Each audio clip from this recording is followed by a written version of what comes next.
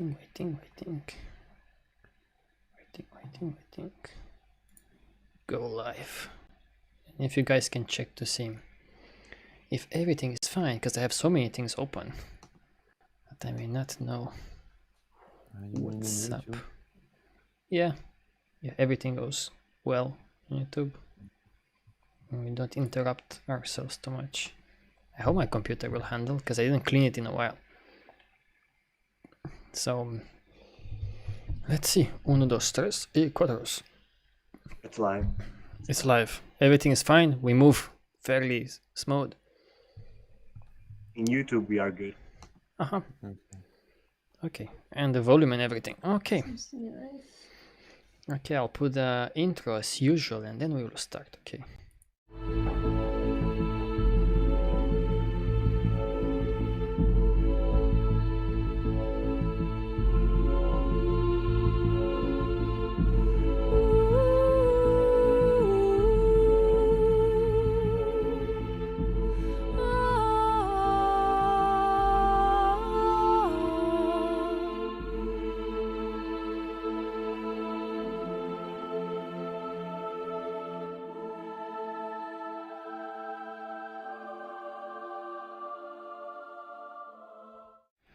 Welcome to TROM-Cast number 61. I am so professional with these things. Okay, a while since we did the TROM-Cast, like since last year somewhere. But we decided, or I decided in a way, to make a new TROM-Cast about the documentary we are working on, and I'll show you some stuff. And because, and let me show you something. Not this one, but this one. This is TROM site back in 2011 on 12th of January. Actually, I released it on almost this day 10 years ago. So almost exactly 10 years ago, I released the ROM documentary and tromsite.com. I bought that domain.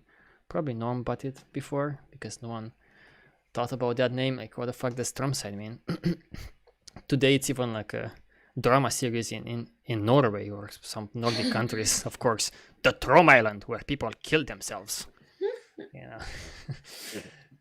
So I was thinking it's an interesting discussion, especially because we are working on the second part of the documentary, and we are going to tell you a few things about that.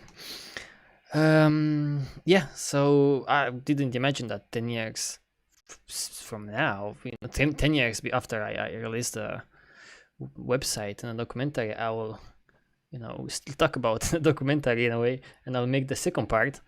I think I mentioned that in another TROM-Cast, but after I released TROM documentary, because it was such a huge documentary, like 14 hours or so, I was like, that's it. I said everything I wanted to say about the world. Period. I don't care anymore. Well, I was so wrong.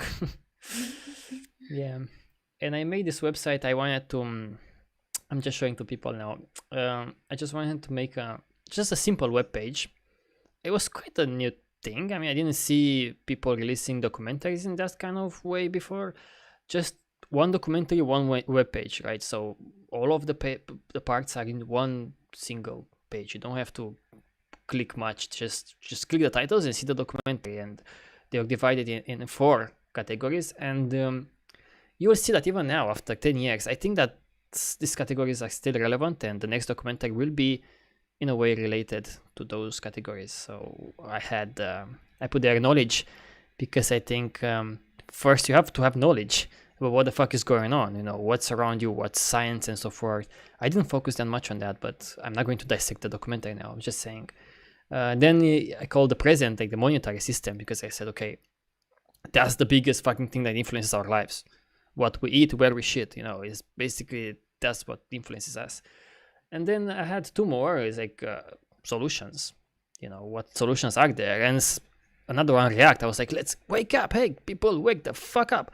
And look, people like Sasha and Aaron and others, they came across this documentary and the TROM project and so forth. And I didn't say that. I will not say that they woke up because of that or something like that. But they were already kind of there, and they was like, yeah, let's do something about this. And We are going to discuss why other people don't do things anymore, not interested anymore, and so forth. But yeah, so let's first discuss about the new TROM II documentary, because I think that's more interesting. And I will just talk for a few more minutes, and then I'll let you people also talk. Sorry about that. No problem.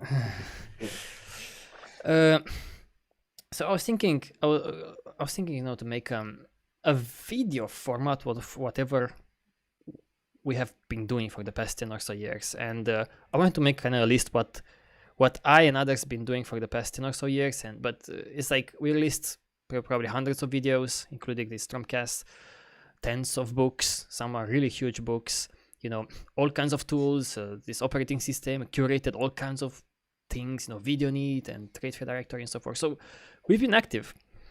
That's not a problem. I was always kind of active, and Aaron started to become a lot more active for the past years and so forth. Sasha as well. It's just always there, and she will talk more because about something that she's working on, and is related to TROM and so forth.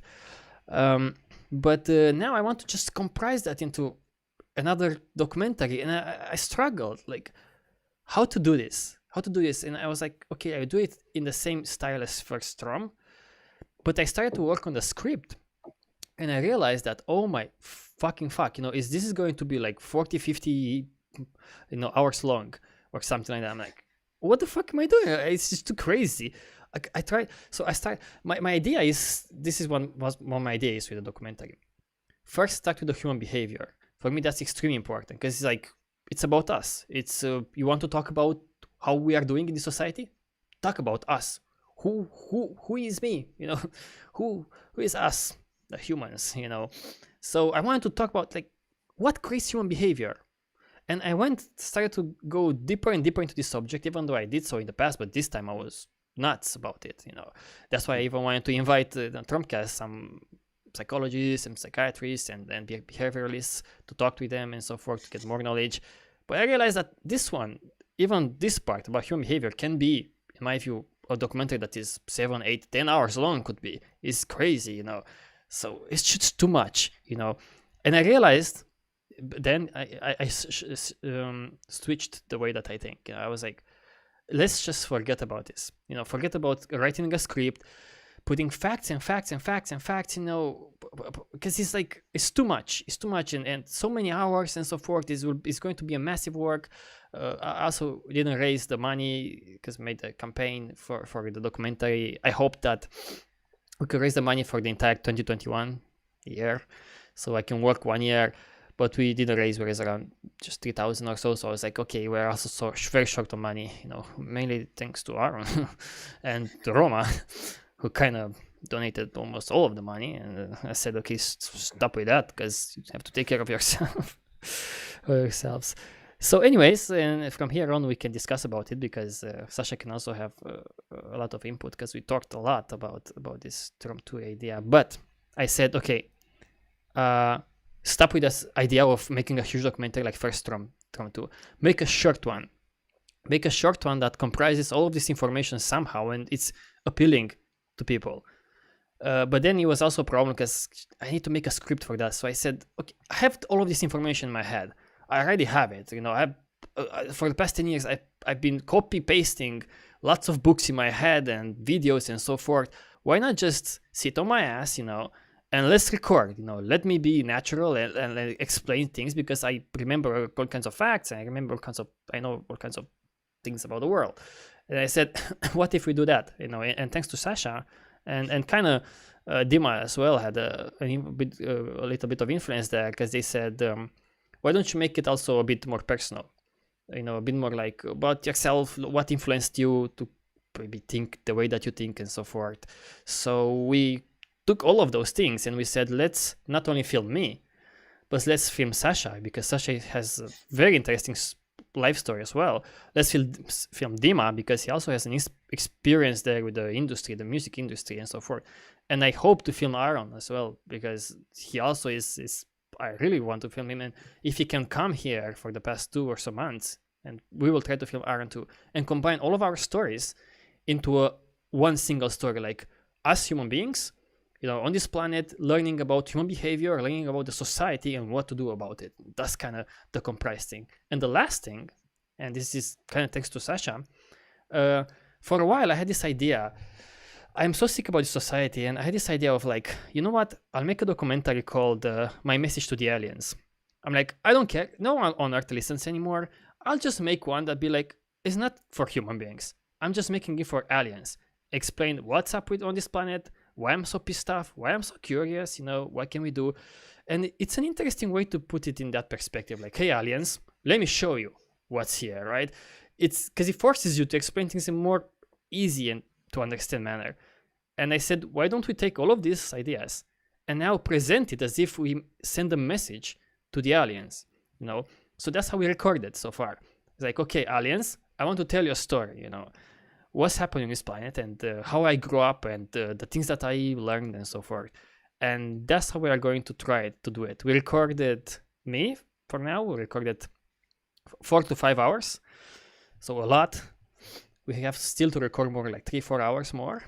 I hope to finish this month. And then the other creatures, the other humans, I want to transmit a message to the aliens. And I think it will be easier for the other ones because I will... it was more difficult for me because I still had to take all kinds of notes. I had so many notes. I wanted to go through them and remember stuff to forget to say some things and so forth. But what do you guys think about this idea? And I can tell you more about it, but I want for you to also speak. It might be a massive documentary after all, even with the recordings. But yeah, it's been really interesting. We've been recording Tio the past few weeks or so, a few times, and I think it's going to be quite interesting. I like the way he's been presenting the story, both like a personal story and this perspective of talking to the aliens allows you to quite easily explain things in an easy manner, in a simple manner, which I think is something that's quite important. Sorry, Aaron, you wanted to say something? Yeah, I'm also curious to like see how it goes. And I mean, if you recorded already like 5 hours or so, how long is it gonna be? It's also gonna be interesting. Of course, we won't use everything we record. Yeah, of course, yeah. You cut out a lot. What you realize is when you record, in order to say things more naturally, you have to go into that mood and talk a lot more. You can talk half an hour for 1 minute of good material. Sometimes it can be like that. You have to get into the mood and story about, let's say, about my past and my childhood and what influenced me. I have to go get into that mood. So, of course, Yeah, 100%. I can like tell also stories about that. Since I make now videos I made some videos in English and I also tried to make videos now in German. And, I tried to record for like tens of hours and then just like it didn't, like you feel when it goes very well and if you don't fuck things up and so on. And then when you're just in the mood and it's natural and then you can use that material, but you need to go through a lot of like, other material which you cannot use. So it also depends a lot. Yeah, I understand that very well. And it can be difficult, of course, to like talk into a camera in this like setting with like lights directly on your face and stuff. Sometimes I try to like sneakily record Tio when he doesn't know it. 'Cause sometimes he goes on these like epic rants on all kinds of subjects, and it's really great. But you have to catch him, naturally. And it's not the same when you sit in front of a camera. Yeah, that's the thing, because it's also, I have this similar with like when I'm in a group, I'm completely different than when I talk like direct with people, like face to face. I feel in those face to face conversations, I'm much more, I mean, I can focus on this very person and it's somehow more natural to me. I feel a bit weird making jokes in groups. I'm not one of those guys. Yeah, but I wanted to ask you, Gio, with your first idea from TROM II, did you also think about human behavior? Like when you thought about that, you also wanted to like show some experiments, or what was your idea there when you were thinking about that? When I was working on the TROM II script about human on behavior. your first idea. Yeah, I wanted to like kind of settle this dispute down of like what makes you the way you are, and it's always this debate: is the environment, is genes or something in the brain? Because that's extremely important, because if it's just the environment, then there is no way for us to change human behavior unless we change the environment. I mean, that's the direct conclusion out of it. And of course it's a bit ridiculous. The more I went and investigated this, it's a bit ridiculous because of course it's the environment. It's, even if it's something there with, let's say, some genes or some brain extreme behaviors, even those, it cannot be explained by that. But to me it's also more than that. So it's more than just it's more than just a recipe to talk about a future society, like oh look, behavior is influenced by the environment, voila, let's create a new society where we change the environment. For me it's also to know yourself. Isn't that fascinating? To know who you are? Because even sexuality, which is very controversial, it's like there is nothing there to showcase that it says people are born liking vaginas or penises or whatever else. So I like it. It's science, so that was my take on it. I've read a lot of scientific papers and I took lots of notes, but I said that for one, it's going to be so long because it's a complex subject. People have a lot of garbage in their heads when it comes to human behavior. Second, I will upset people. I will upset them so bad. Not that I will care, but they won't reach our core message, with this changing the society and what's the trade problem of the world. I will upset them, If I sell to someone that, being gay is or straight, it's a product of the environment, people will want to chop my head off, But I'm not saying, I'm saying I'm presenting you as science isn't. I'm not judge anyone by anything, I'm as influenced by the environment as you are or anyone else. So I wanted to just kind of leave that aside. I will talk about human behavior in a more easy to understand way. You know what? I will focus on my childhood. What influenced me after all? Because forget about these scientific studies. Let's focus on why do I wear the clothes that I wear and eat the food that I eat and watch the stuff that I watch. Just to give you one single example, the fact that human beings sit on their asses and watch this box called a TV, it's a very strange behavior if you think about it.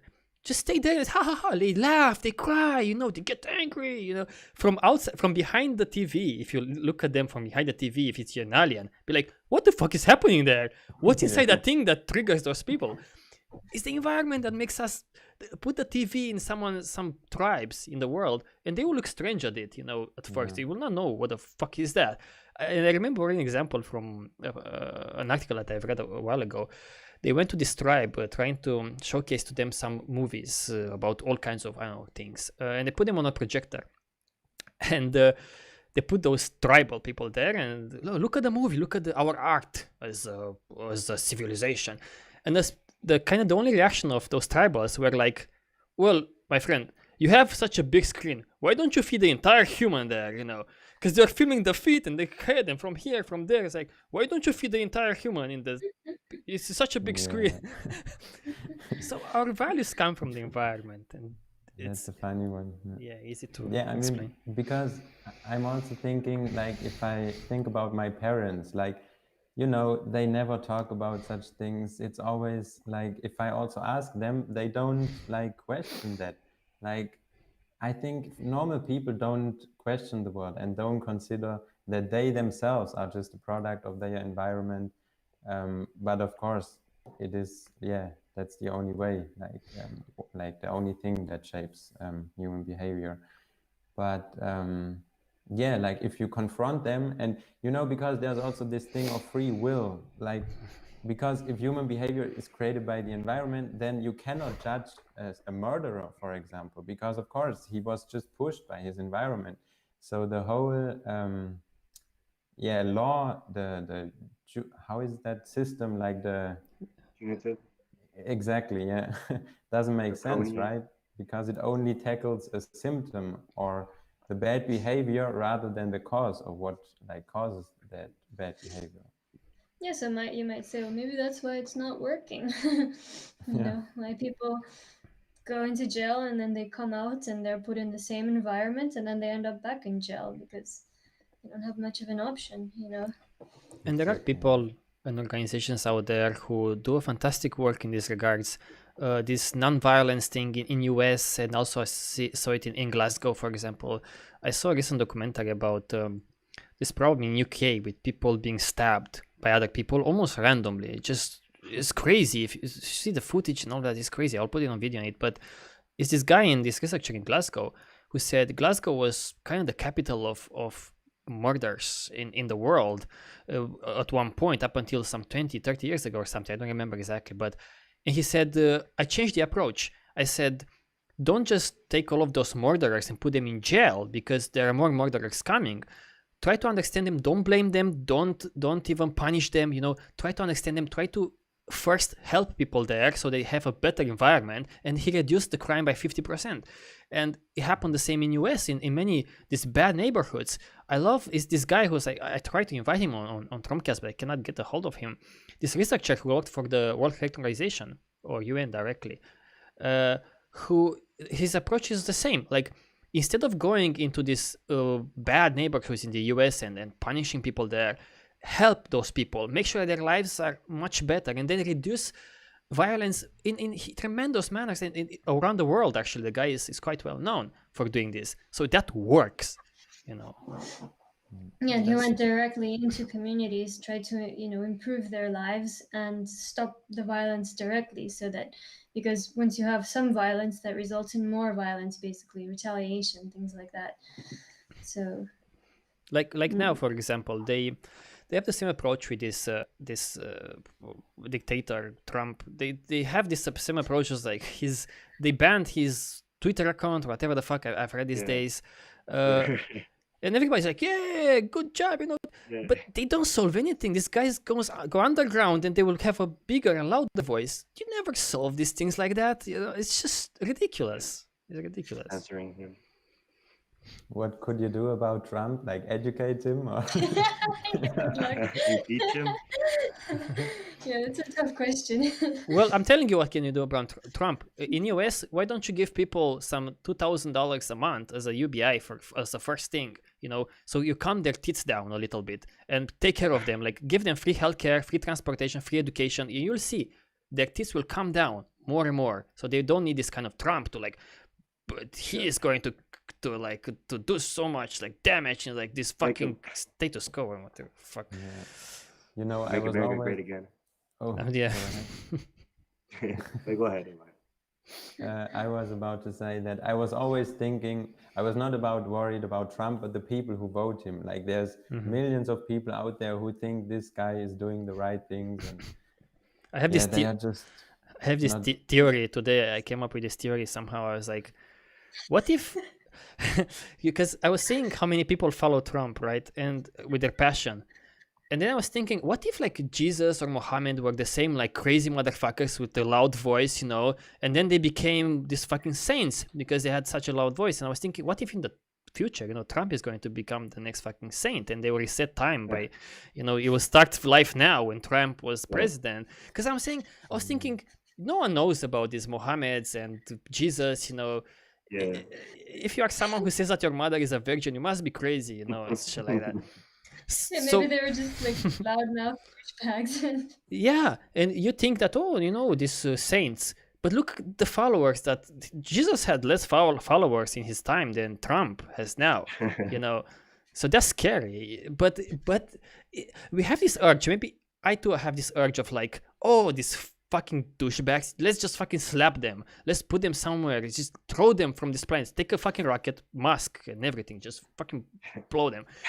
But you don't solve anything, and it's such a hard thing to accept for most people, Yeah, even going after billionaires and all kinds of douchebag politicians, I mean, you get rid of them, then the next one comes along. I mean, you don't solve the problem. I mean, sure, it might make you feel better, slap them in the face, But... Yeah, and for Trump to documentary, I will focus on this as well, because one of the best examples for me was the revolution in Romania, and I will show you footage. I will show you a few details then, but it was a perfect kind of execution of people being angry at the leaders, and then capturing the leaders and just killing the leaders to start as new.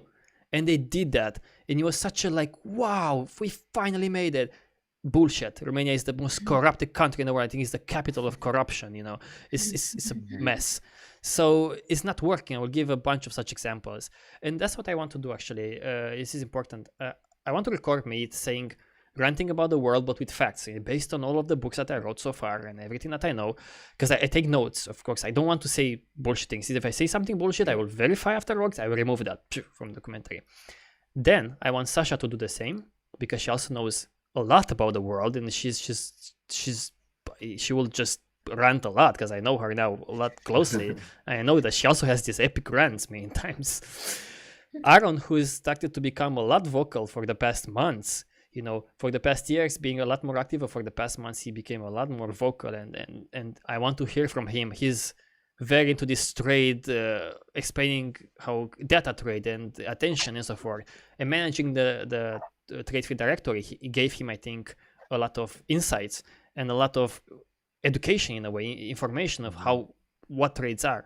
And Dima, who had quite a long experience with the industry, the music industry, the entertaining industry, and he's also in the same kind of manner. So I will combine pieces from all of us, rants that are based on facts, and to make like a soup, you know, that makes sense. It has a beginning and an ending, with personal lives, us ranting about shit that is based on facts, and then what can we do about all of this shit, dear aliens, kind of, you know.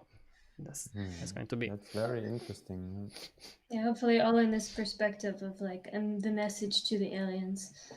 So. Yeah, to me, it's always it was always what relaxed me the most in my life is looking at the night sky. Somehow it took me away from this bullshit society. I was like, oh my god, look at this, so many stars. You know, how many civilizations are how there are creatures. Forget about civilizations, creatures, because how many possibilities. It relaxed me so much.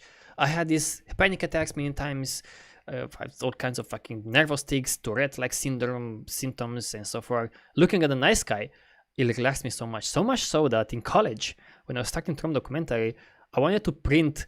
I didn't have money, but I wanted to print like a big galaxy, like Andromeda galaxy, on a big sheet of paper and glue it on the ceiling. So every time I wake up, I want to see that first thing and remind me, like, don't worry, don't be afraid. Everything is fine, you know. Everything is fine. The universe is so immense. These bullshit human societies, they don't really matter in the end, you know. So be relaxed, you know. You try to explain how the world works and manage your life, but in the end, don't really worry, you know. So calm down.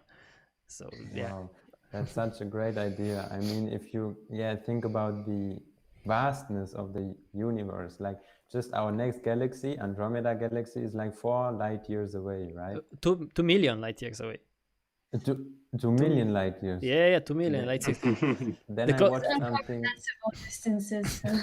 What? We can't even understand. Yeah. It's huge. It's huge. It's huge. It takes light 2 million years to go there, like a flight. Yeah. So we can only see 2 million years ago. That galaxy.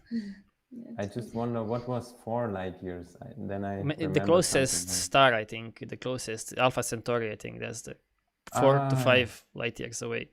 Yeah. Okay.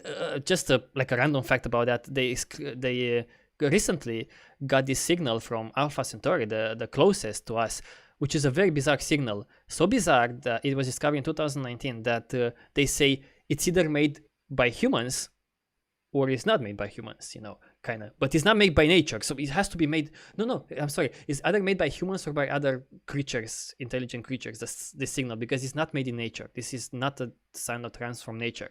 So from what they know. From what they know, but they say it's kind of impossible because these signals are coming from communicational devices and so forth. And not only that, but when the planet that they discovered the signal from goes around that star, the Alpha Centauri, the signal distorts in a perfect way. Like it's almost like it's transmitted from the planet. It distorts exactly how they will expect to distort from that planet, you know. So right now they don't have an explanation, but the only explanation probably it is that comes from us. Somehow we received our own signal in a way, which is funny. Maybe the aliens got our signal and, you know, beamed it back. Somehow. Isn't that yeah. crazy? And actually that's very connected with TROM II and the TROM documentary, because for me it was not just about how the society works, like look at the problems and so forth.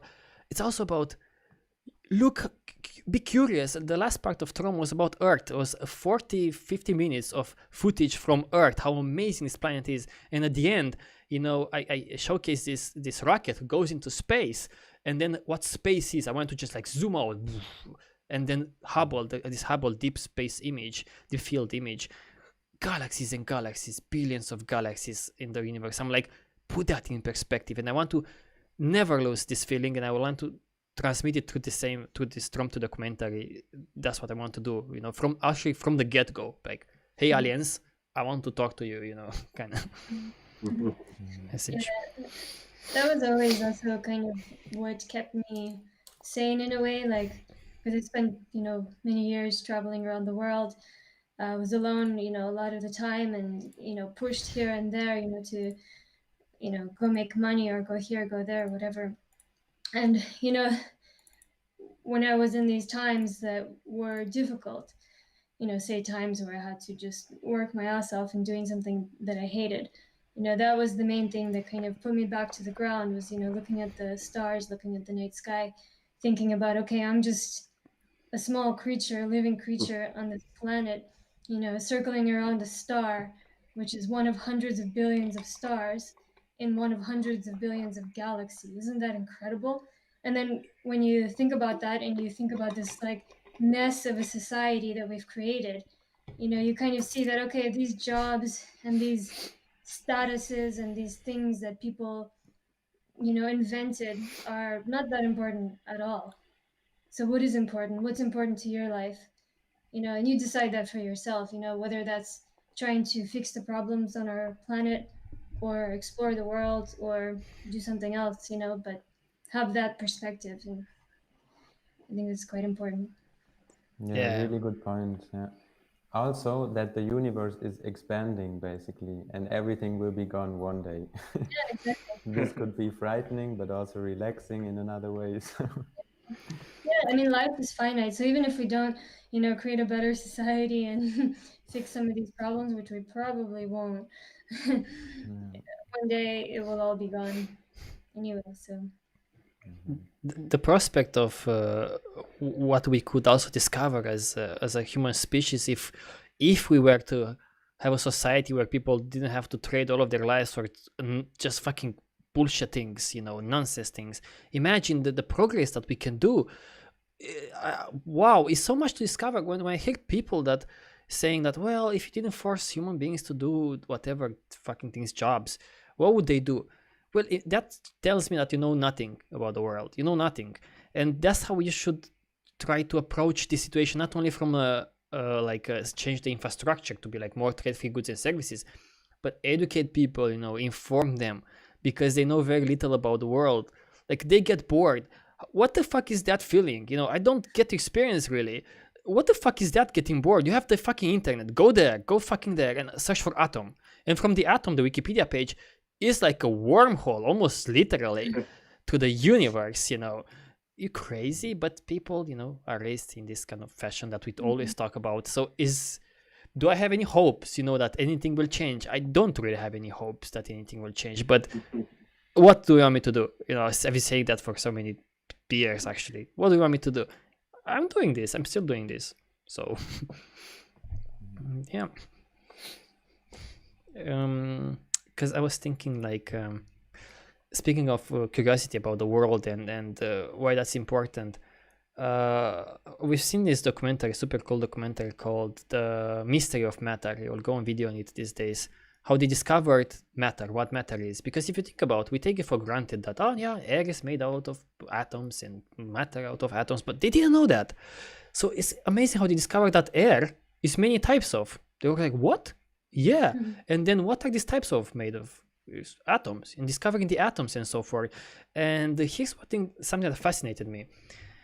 Back in the days, they had this theory of, it was called flagellum or something. I don't know what it was called, but it was this idea that every material in itself has like this fiery substance. If you leave metal in the air somewhere, this fiery substance goes out in the forms of rust. When you burn wood, what happens is that this fiery substance gets out of the wood, kind of. And it worked. With every element, it worked with the theories and so forth, but it was a complete bullshit theory, and it was proven wrong 200 years ago. It's like metal doesn't, how they proved it? Like, you leave a piece of metal out in the air and it started to rust, okay? They thought that the substance goes out, so the metal should be lighter, right? If the substance goes out, it creates this rust. When they weighted that thing, it was heavier. It's like, how can this metal be heavier? We just leave it in the air, and now it's heavier. It was a mystery. But they said, let's just ignore that.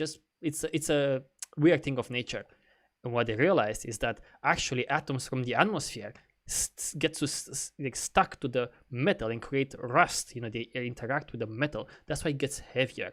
So they realized that the world is made out of atoms, and the entire field of science was completely, in terms of chemistry and physics, probably a part of it, was completely rewritten. Why I'm telling you this? Because nowadays we have the similar situation.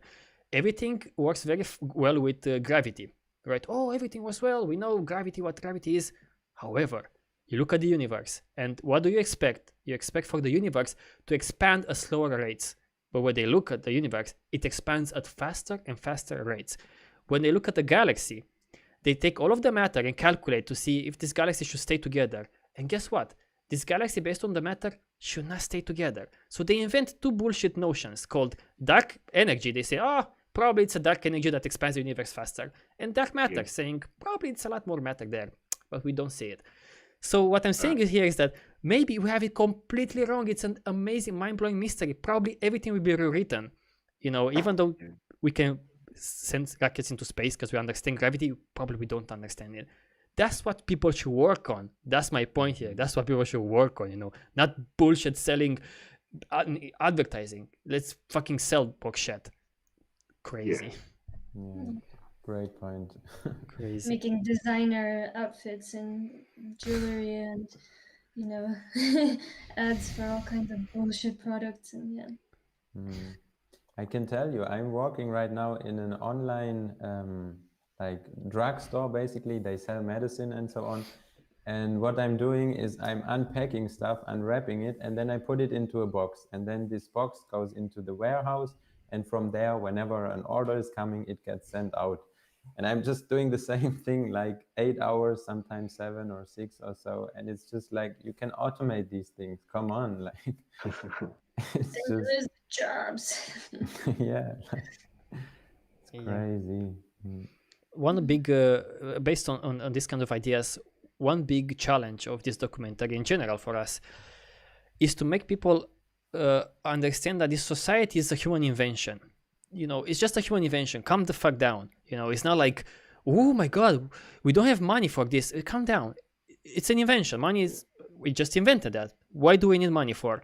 To make people do stuff, basically. That's why you need money, because it's not like you put the fucking money in a machine and the machine works by digesting the money. No, you want to make Joe go to the fucking work every day. Say, Joe, I give you this, and with this you can stay in the fucking house that you have to pay for. So go and fucking transport people or just put shit in the boxes. That's all it is money for. So my point is a simple one, actually. How can we make a society where we not coerce people to do shit, but motivate people to do shit? Because in that kind of society, you don't need money. You don't need money to coerce them, because that's coercion, basically. Yeah, basically. Yeah. So it's going to be a huge it's going to be a huge challenge for us, how to put it, so that we may make people understand this idea, because it's difficult. They grew up in this society, so it's difficult for them to be like, oh yeah, religion is bullshit, kind of for a Christian. Sure, it makes sense. So it's about like awakening the curiosity of people, basically, right?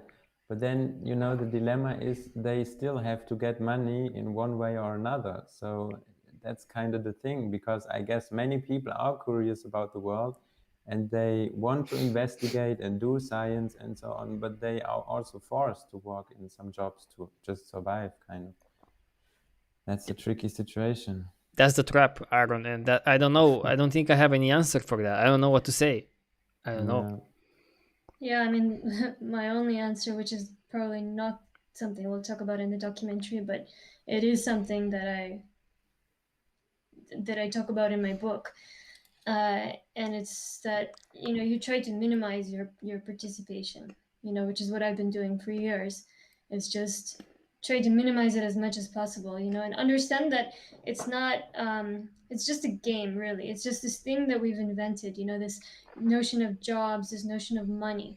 So if you want to kind of play the system, what you have to do is figure out ways, and of course it's going to be really difficult for you if you were born in a poor country, which shows the inequality of our world. But if you're from Europe or North America, it's a lot easier. Australia, New Zealand, Japan, and that way you can,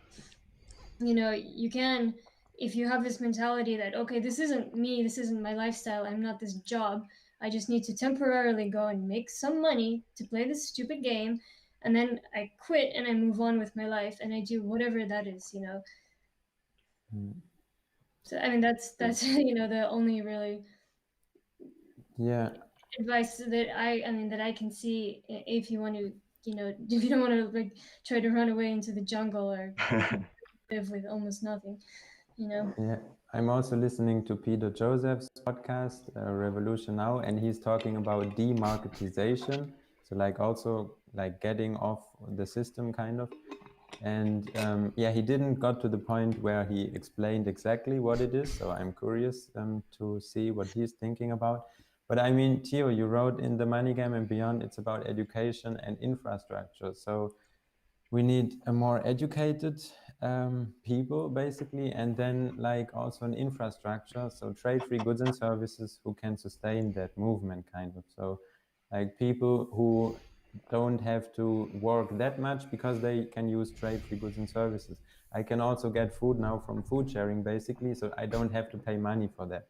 And I save that money and I can use it for example, to donate money or to volunteer a bit more. So I mean, these kinds of things could work. If you look at the around 200 years ago, in the 1700s and 1800s, they were the greatest discoveries in science ever. Like they discovered in the same period of time the cell, they discovered evolution, they discovered atoms, almost all of the atoms, and predicted the next atoms. It was a revolution, and a lot of this revolution came from this French Renaissance, or whatever the fuck they are calling it, meaning rich fuck people who had lots of leisure in their time, and they were just spending lots of time doing all kinds of experiments in labs. It was this era of science. This is when science got invented. It was because, at least in great part, because human beings, there were a bunch of human beings, called them scientists, who had time to basically investigate things that no one was interested in. Like, okay, matter, who the fuck cares about matter? Well, some people may care about matter, oh, but we should work, take care of those fucking horses, they somewhere say.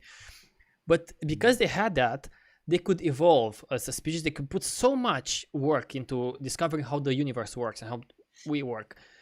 We need the same kind of mentality today to understand that if we have human beings who can devote their lives to being scientists, it's not just that you help them, you help all of us, So how can we make people understand that? Bezos will never understand that because he knows very well that he can pay these minions, but he doesn't understand that scientific research doesn't come like that. You just give people money. You need relaxed people. You need people who can investigate on their own and so forth, or in teams that that aren't constrained by money or all kinds of other means.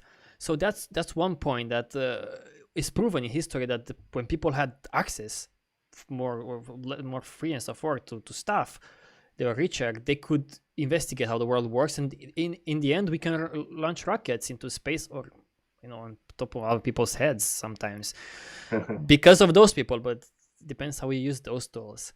So how to do that, I have no idea, because I think you need to have some power in this world to be a government or someone who's extremely rich and powerful to create an infrastructure. We can create education online, but you know very well it's an ocean of stupidity, the internet, and ours, it's just whatever we put there is like just spitting in that ocean from time to time. I don't know what to answer to that, to what my input could be when it comes to such things. But of course, it's important also, not just for for people to have free time, access to their needs, even their wants, not only to progress in our scientific knowledge, but to get rid of all these so many problems. I mean, that would be great if people had this understanding that, okay, if their neighbor was better, they'll be less likely to want to steal from them or do something else that's bad.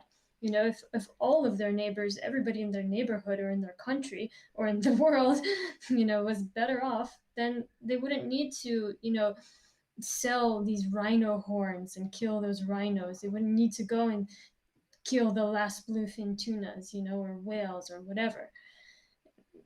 We can figure out things in a much more calm, saner way.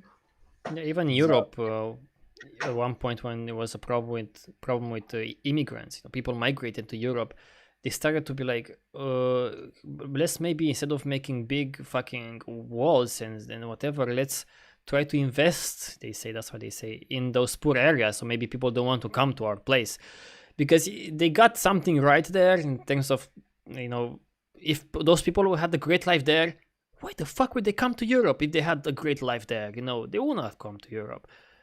That's the approach. What disappoints me, and it's a bit quite sad, is that I learned that World Health Organization, WHO, wanted to provide. They had this goal to provide free healthcare, completely free healthcare for the entire world by 2000, the year 2000. And guess what? It's like 20 years later, and it was a complete failure. And they were quite big, loud voices. They themselves, the organization, and they failed at. They still help a lot of people. Others criticize them and so forth. But it's a bit sad because if you think like, what if we had the power, kind of like the WHO had back then? We have it now. Can we change anything? Really? Can we? I do not know. I do not know. I don't know. Wow, that's crazy. I didn't know that. Yeah. WHO. Yeah. Plan. Yeah, and they really wanted that. They were like, every human being should have access to healthcare, free healthcare, no questions asked. And they were talking to these leaders of other tribes, and then it was funny how this woman from the WHO put it, and she was in charge of the team.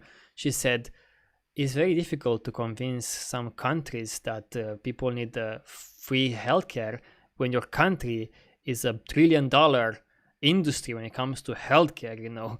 You will not want that was the thing, poor countries wanted free healthcare. Rich countries didn't want free healthcare for everybody. So it was this kind of like, no, let's not give them free healthcare for all, Yeah. What can you do?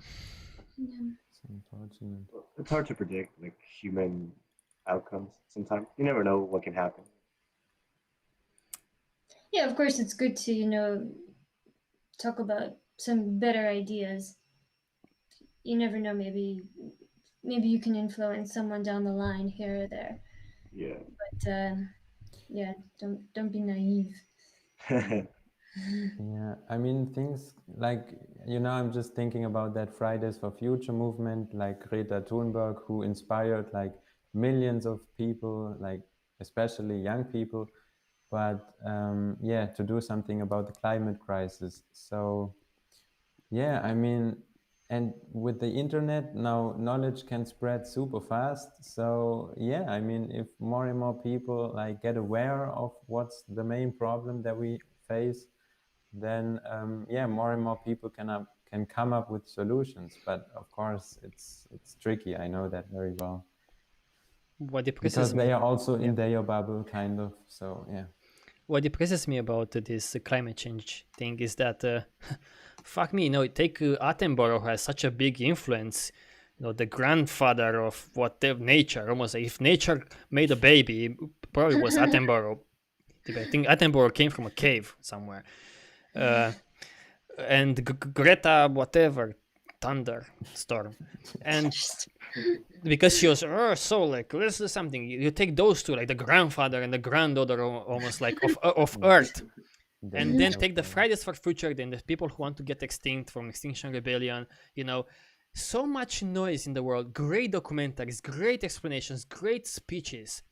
Yet, with all of this, 99% of all scientists screaming about it, with all of this, if you look at the data, not only that things don't improve, things are getting worse and worse. So to me, it showcases that even if we make this idea of trade as known as that, and it's almost impossible, to be honest, do you think anything will change? I think not. Yet I'm still continuing to do these fucking things. I still want to be Greta. We're missing Dima here, who'll be like, so what are you doing? Yeah, exactly. Why you want to make this documentary, man? Yeah, but yeah, for a few people who may watch it or whatever, we'll see. A great philosopher Noel said, you never can predict such things. You never know exactly how things will turn out to be. But it's depressing with climate change. Keep that in mind, because it's the most advertised problem in human history. Even Attenborough is fucking crying over it in documentaries now. You cannot watch a documentary with Attenborough unless he bitches about climate change. It's fucking annoying. Stop it. I get it. But no one else makes anything. It's depressing. But that's the frustrating part. I mean, there's all of these people scream about climate change being a problem, but I don't think most of them will, blame the structure of our society for causing climate change. I don't think that most people see consumerism as a problem. I don't think they'll see like Apple as a problem, or H&M or any other company out there. So I think maybe if they understood where this problem comes from in the first place, I don't know, maybe they could move somewhere. But now they just scream about climate change as a problem. And I don't know, some people invest into renewable energy. Some people just ignore the problem at all because it's not such an immediate threat. And nothing gets done. If I tell you, so every year human beings, I don't know if I said that in a TROM-Cast, but every year human beings invest 560 billion on advertising. So that's globally, kind of. How much do you think they invest in renewable energies after all of these Attenborough documentaries and stuff? For Aaron and Noel, who wants to give us. So around 500 billions in advertising. How much do they invest globally? All of the tribes in renewable energy in billions or trillions? 1 billion. 1 billion. 1 billion? Yeah. 1 billion. No hope. You are really pessimistic, my friend. Well, 10 billion. 7 billion total. Yeah, I would have said like 20% of that, or 30%. You are a lot more, like it's 50%, but it's still extremely bad. Okay. It's extremely bad. It's like 50%. Imagine that. They invest twice as much in advertising than they do in renewable energies. So with all of this noise, you have to understand that that's what's happening. Yeah. Well, these documentaries that they put out there, we even target like the root cause. They mostly just say that plastic's bad, then put it in the ocean. But they don't really talk about what causes it. Any systemic. We produce a year. I'll give this to you because I'll put them in the documentary too, but whatever, you will forget. No one watches this anyways. Every year, human beings produce 270 million tons of plastic. Out of this, they waste 275 million. So they waste 5 more million plastic every year than they produce. Can you wrap your head around that? Because they waste from the previous year, kind of. Okay. So they waste more than they produce every year. It's I looked at so many other like wastes, put in the documentary. It's nothing. I will give you one more because that's shocking, and that's really shocking. But it'll be in a documentary. So a smartphone.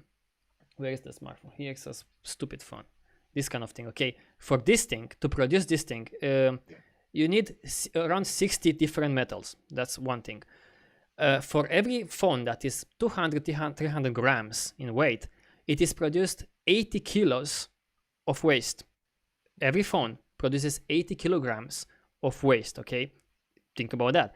And the laptop, that is around 3 kilos in weight, it produces 1.2 tons of waste. So 1,200 kilograms in waste, every of them. Therefore, if we recycle all of the phones in the world and all of the laptops in the world, it has almost no impact to the planet. That's why the way that we do things should fucking change, because there's no fucking way, you know. So That's imagine insane. that. Yeah, and that's why I'm saying that, you know, these climate change activists, they I don't know, they need to look deeper at the problem, because you have, you know, they probably don't see anything wrong with these companies advertise. Maybe they you know, object a little bit, but I don't think they see it as a connected problem that companies advertise every single year, make a new model of phone. They try to make the old one obsolete. You know, sometimes they even you know plan things so that they break down, and that's a huge problem, because just to manufacture a phone, you have a ton of waste, and of course that waste creates a ton more greenhouse gases and all kinds of pollution. And you know, there's such a ridiculous amount of e-waste that people don't even know what to do with it. They export it to these poor countries where really poor people are, like, you know, digging through it to And they want this ethical businesses or something, ethical companies. They ask for that. I've been reading through this Extinction Rebellion because I was curious what they're all about, and I want to invite them to TROM-Cast if I can get a hold of them. Their leader, let's invite their leader to talk to their leader. But I want to invite some from there, because they want these ethical businesses or eco businesses. It's just, to me, that's crazy. It's almost like you want a more watery fire or something. Like, that's not possible. It's like, there's no way. There's no way. So they don't go. Yeah. They're not as radical. Or they say like, more fair trade, these kind of things.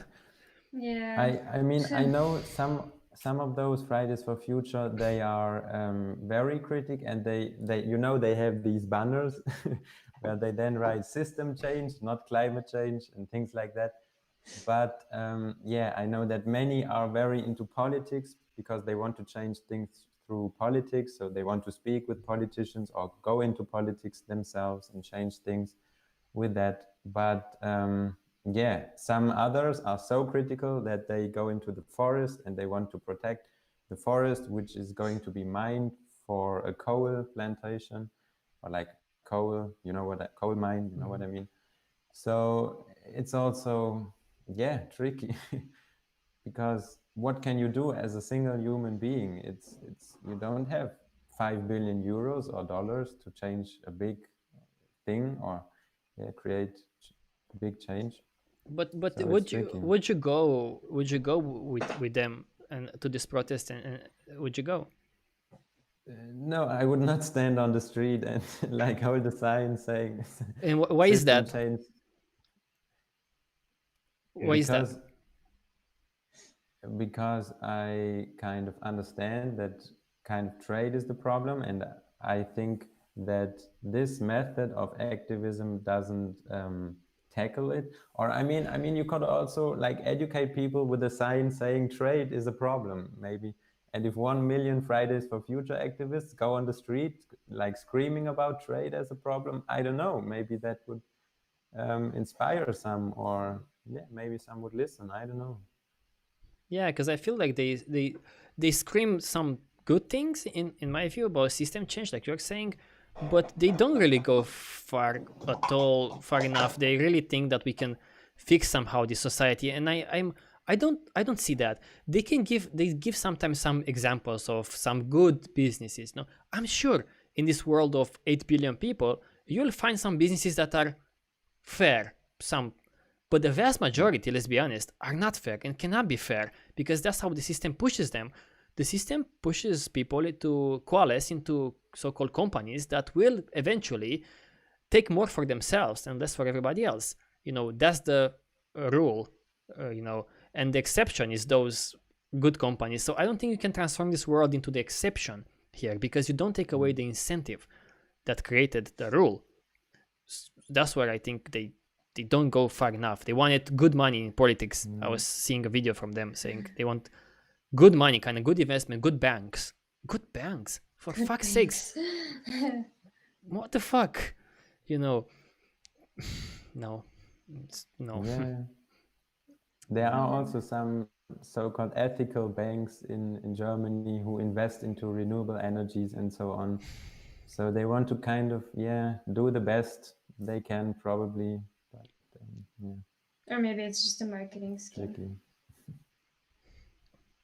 Yeah, probably. Yeah, could be. I mean, many do greenwashing, you know, that's the big one. Yeah.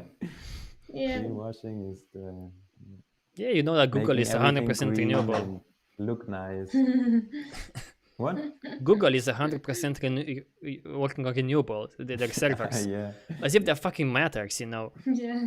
The thing is an ad company. and Apple like- too, or But the ridiculous part is that Google, so all of their servers run on renewables, and probably you can check. Probably is true. They extract that energy from all kinds of grids that are renewables because they can afford. However, Google, the biggest business that Google is into right now is selling software AI to companies who do fracking and search for oil, because it's more and more difficult to know where to find those spots and how much to extract and to automate. And Google is Amazon and others are the biggest, and Microsoft providers of AI solutions for. So what the fuck? Cool. Yeah. I mean, plus like just being, serving however many billions of ads to people. It's like, shut the fuck up. You call yourself green, but you're an ad company. What the fuck do you think you need to make all those products you're advertising? yeah. So yeah, that's what we are trying to achieve with the TROM II documentary, to try and explain all of this in a mega rant. But it's going to also lay out some solutions, maybe, and maybe a different way of thinking. Maybe we can inspire some people if we put it in this more like cinematic, not cinematic, but more like story with our message to the aliens and about ourselves. I will show you some cool footage from my childhood, when I had Tourette's and other shit like that. And with all of us, I don't know, maybe we can get to those people somehow. And if anyone can help, you can go to tromsci.com/trom2, and any donation allows us to continue. I mean, in 3 months or so, we have to probably maybe move away from this apartment because we may not have funds anymore to stay. And I want to film these 2 or 3 months, because where to film? I have to film in this apartment. So I have to film everything, so then I can, in case we move, to be able to edit the documentary and to work on a documentary, So we film with 2 cameras. We try to be more professional there. Of course, that's never that important. Important is the message, and that's what we are going to focus on. But we had the means. Dima, who is in this entertainment industry and so forth, he had some lights. He had also great camera, films in 4K. Sasha had a great camera too, so we just use what we have, and so far it looks quite interesting from what I can tell. So that's the idea of the documentary. I don't know if something will change or not. It's difficult to say, because let me work on it. I keep on working on it. That's what I'm going to do, to work on it. And yeah, Maybe once you have all the footage, you'll just get overwhelmed with it, and then who knows? it may change into something else. We'll see. Who knows? The truth is that we know what we want to talk about. That's not it's not like we are confused about that. It's just how to put it out there for others to understand. Because I know what I want to talk about. I know I'm not confused about these things at all. It's just I may be confused how to put it out there for people. That's all for me, So I was curious to talk a bit about the future of this project, because I have some ideas. And TROM II is one of the ideas that I'm working on, but I have other ideas too. And I have this semi-plan with Sasha.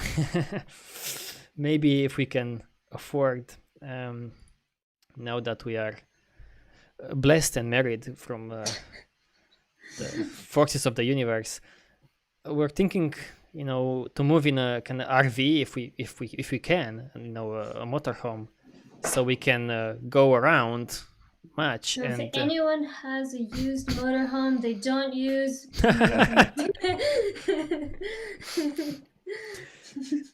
who knows, donations, etc. maybe we can write TROM on it or whatever.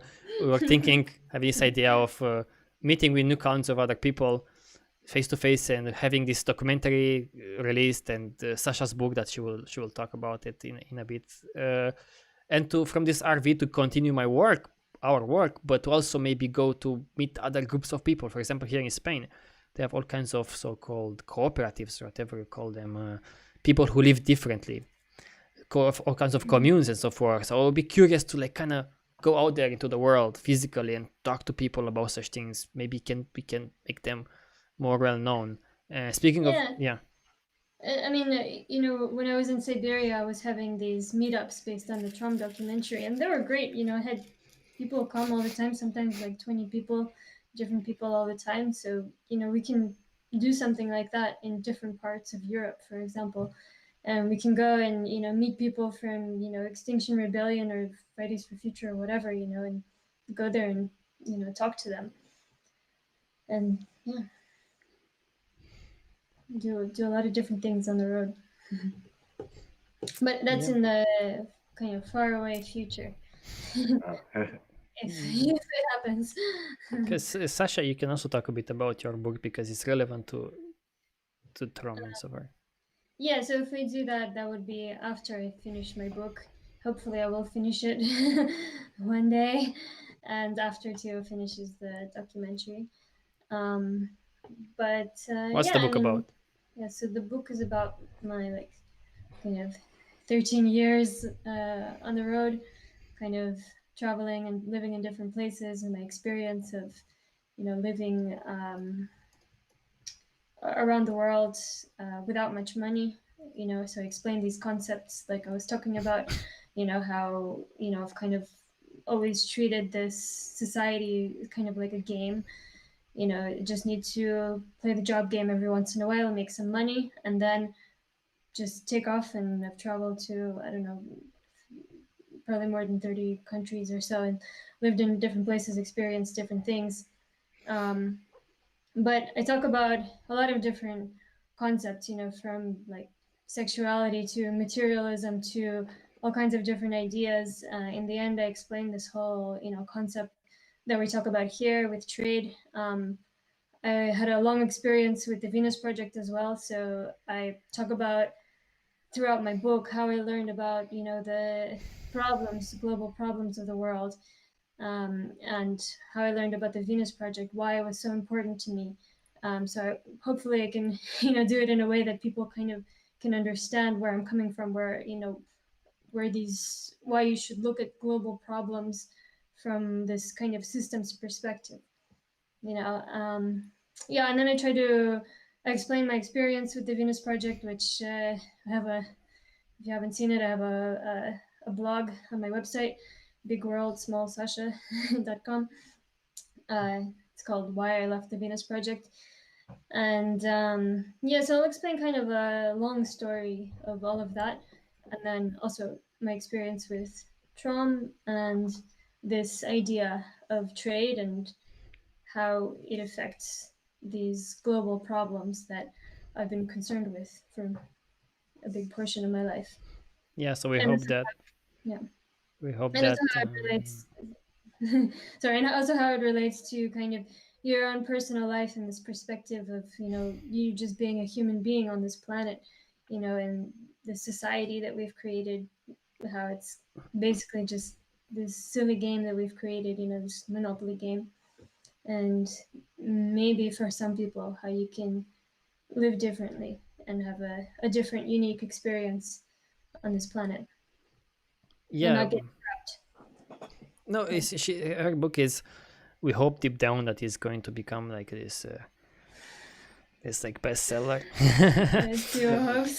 Bestseller in terms of like many people read it because she'll put it also for free on her website.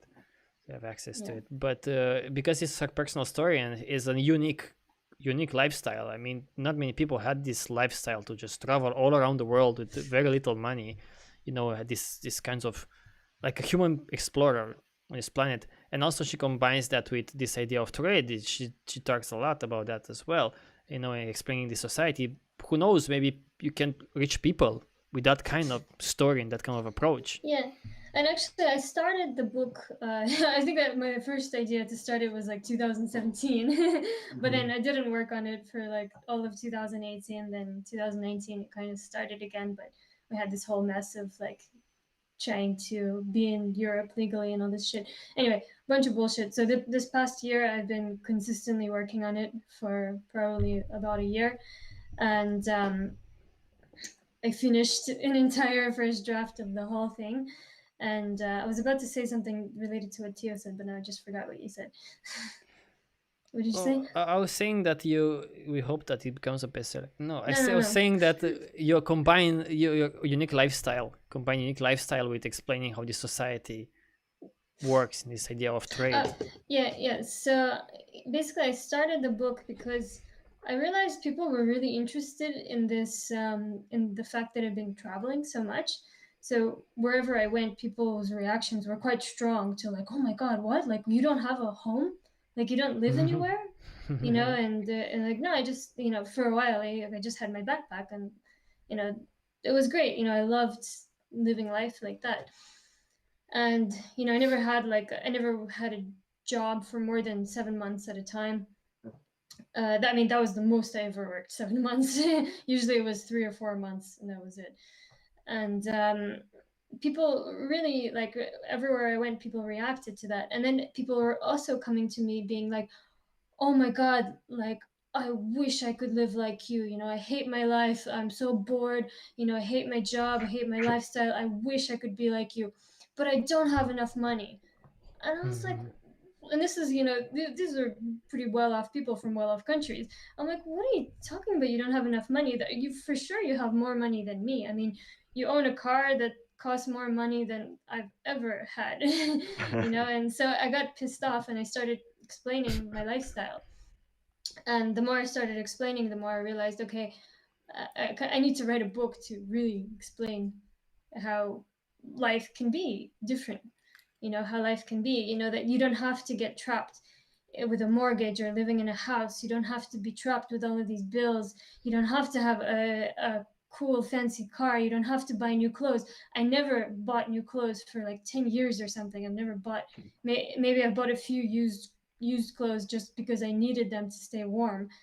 I never bought really much at all unless it was something that I really, really needed. And you know, so I wanted to explain all of these things, and yeah, that kind of turned into this book, and it took a lot of effort. Now I finished the first draft, and I'll have to spend the next few months or so editing that draft, and then yeah, hopefully next year we can.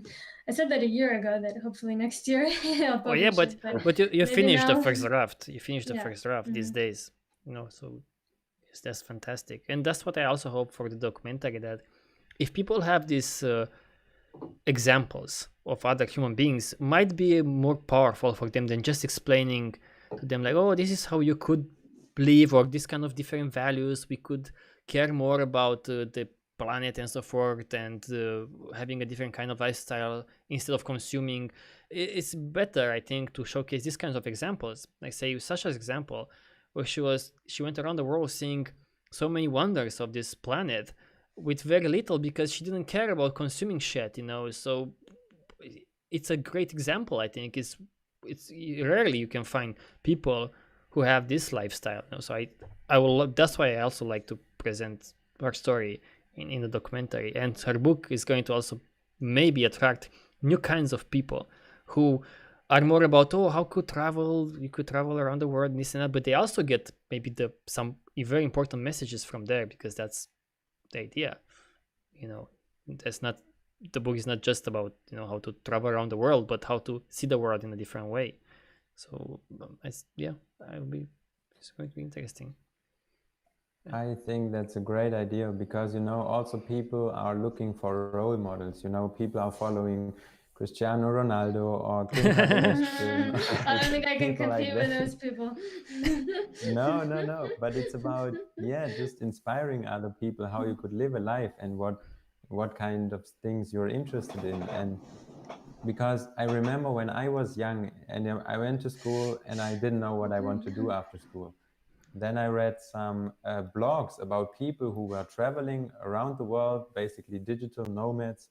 And I was like, wow, that seems to be very interesting. So I might want to check it out as well. So then I went to Australia and was traveling there.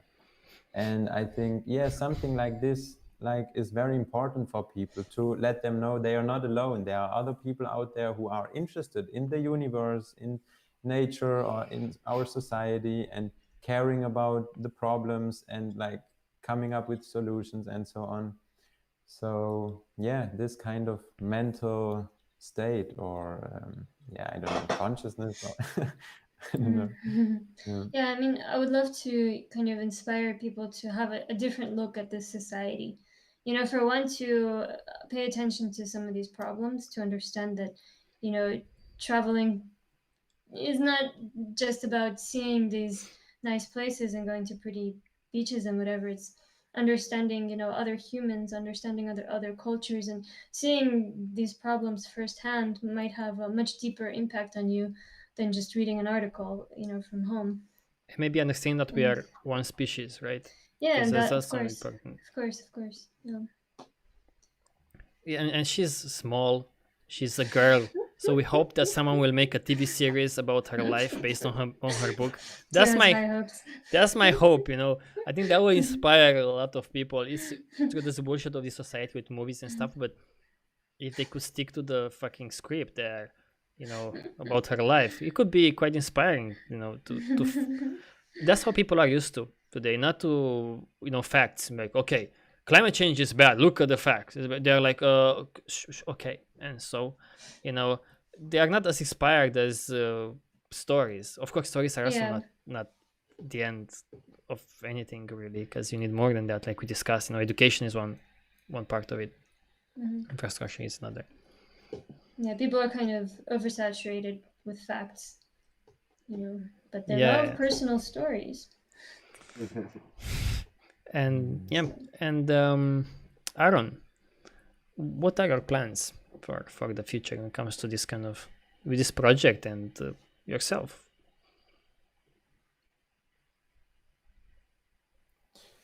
Yeah, I mean, I started making those videos and I want to definitely continue. I mean, I talked about the origin of most problems, and now I can talk about solutions, trade-free goods and services. But I also try to make some of those personal videos just to let people know what I'm doing, what I'm up to these days. You know, next week I will go to Switzerland. I'm taking this apprenticeship thing serious. Maybe I think that could be a very cool thing, very interesting, working with wood and also, yeah, getting money, like working in that job. And then maybe also my plan or my dream would be a van, just traveling around Europe maybe and some other countries. Let's see. Your internet, I think, just puffed. It puffed. What? You don't see Aaron? I don't see, no. Yeah. Aaron, you went to Switzerland already. Probably See, people. so we're all gonna be vagabonds. Yeah, I was about to say that people listening to this be like, "Wow, these fucking hippies! You know, they want to just go around the world." But that's not. That's not the thing. You know, the thing is to just stay away from this society and keep on doing these things. That's what I want to do. I have some plans for new books that I want to write. So before Aaron comes back, I want to write a book about science, because I want to explain it in simple ways, what science is, and to learn what science is. A big one about human behavior. I already started that because with the script for a documentary.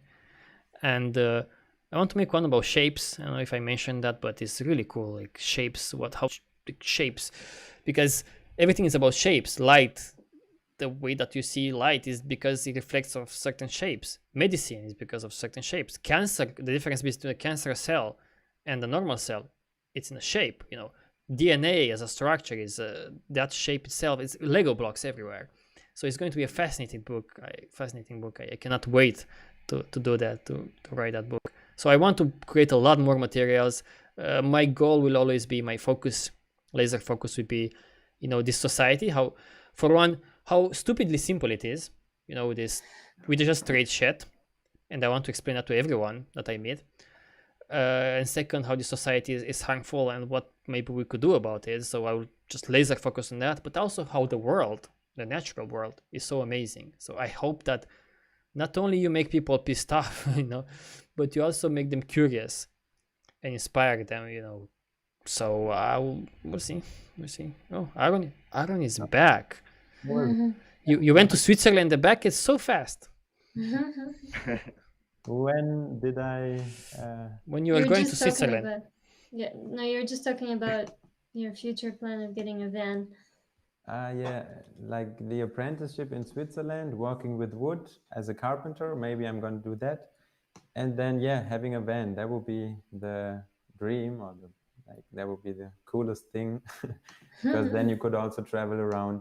You know, actually, I don't know. I mean, I would also love to travel without a car, because having a car is also, you maybe need to fix it, it's expensive and so on. You need fuel all the time. But yeah, you could travel by bus or by train.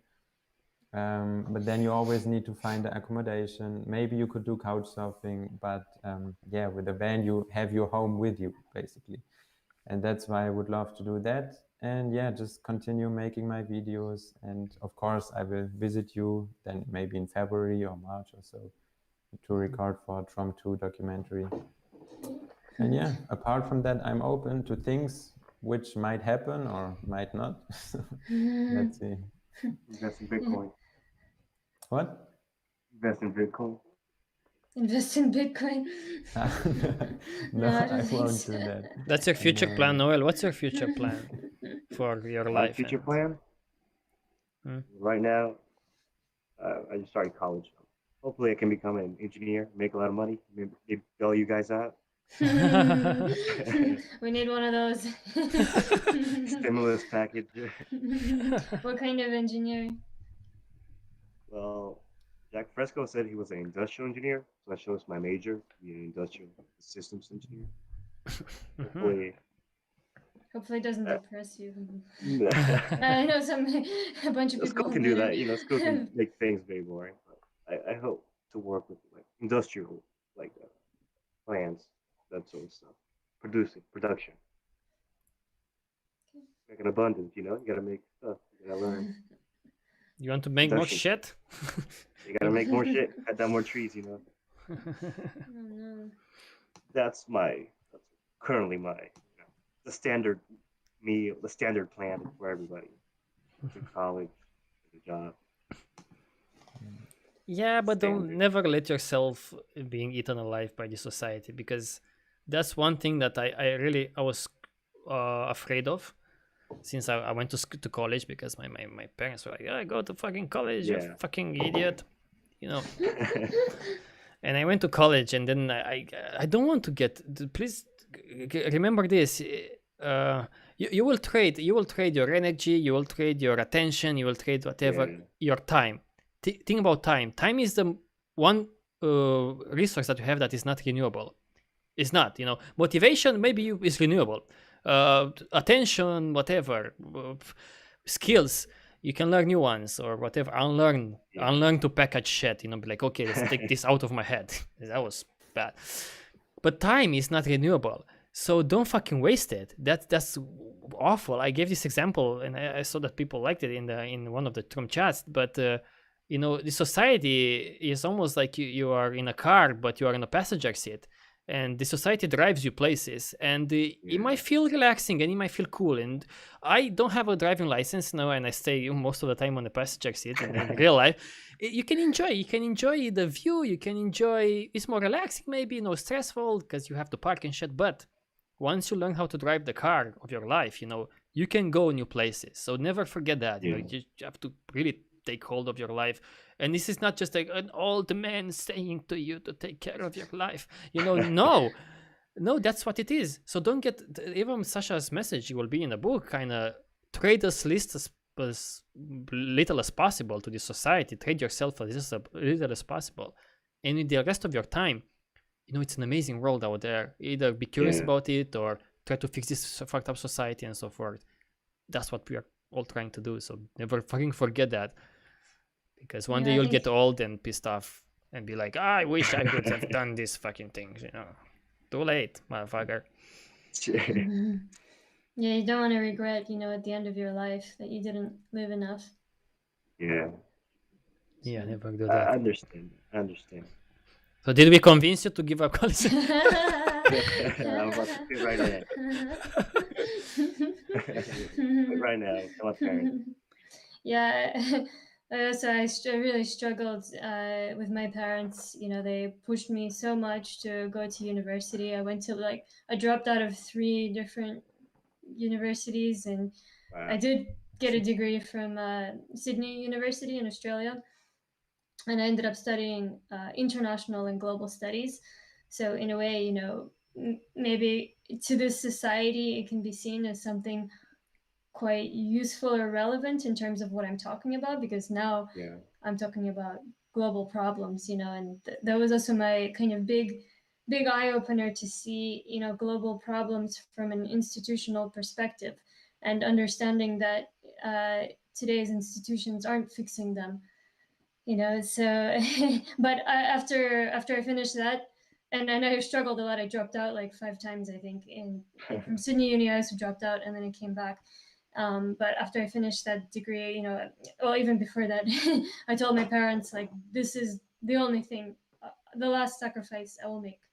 I am not, you know, destroying the rest of my life for your demands. You know, Yeah. I don't care how you think I should live. It's my life. It's not anyone else's life. Your life is the only thing you'll ever have, really. Sure. You know, and it's your life. So do what you think is right. You know, if you want to go through this, you know, in the end, I don't know if it was worth it or not to go through this institutional bullshit, you know, but And time is running fast. Like how old are you, Noel? How old are you? How old? I'm 18. I just turned 18 recently. 18. oh, Oh, so okay. young. You'll be Yeah, lots 24. of time. You'll be 24 on Monday and like 28 in next month. I'm telling you, like, it's so fucking fast. You'll be shocked. When I was, oh my god, I feel so old that I talk in this kind of way now. I went to college. And then I went into this supermarket, and this little kid said, "Sir, can you whatever?" And I'm like, "Fuck you! I'm not sir. Like, what the fuck are you talking about? I'm like fucking 18 now, 18, 19." And then I realized that, well, okay, I'm getting older now, apparently, you know. So time is running so fucking fast. And It's now crazy. he's 32. Shut up. That's not good. That doesn't It's okay, sound you good. still look 18. I'm like 18. I feel like 18. Even Aaron No. is talking about his youth years. Yeah, I mean, I'm 24 now. When I was That's a young, good 4 years ago. Yeah. Yeah, but this is also a Crazy. bullshit in our society. We're like, oh, you're getting older and you're getting fucked. Well, from a health perspective, sure, okay, there is a degradation, but shouldn't be from a life experience a degradation. You know, it is in our society, because you just get to be a worker, and then you retire, and then you don't know what to do. You stay on Facebook nowadays because you don't know you're old. Yeah. So it shouldn't be I know like that. there's this little old Russian lady. I think she's in her 70s or something, and she's backpacking around the world.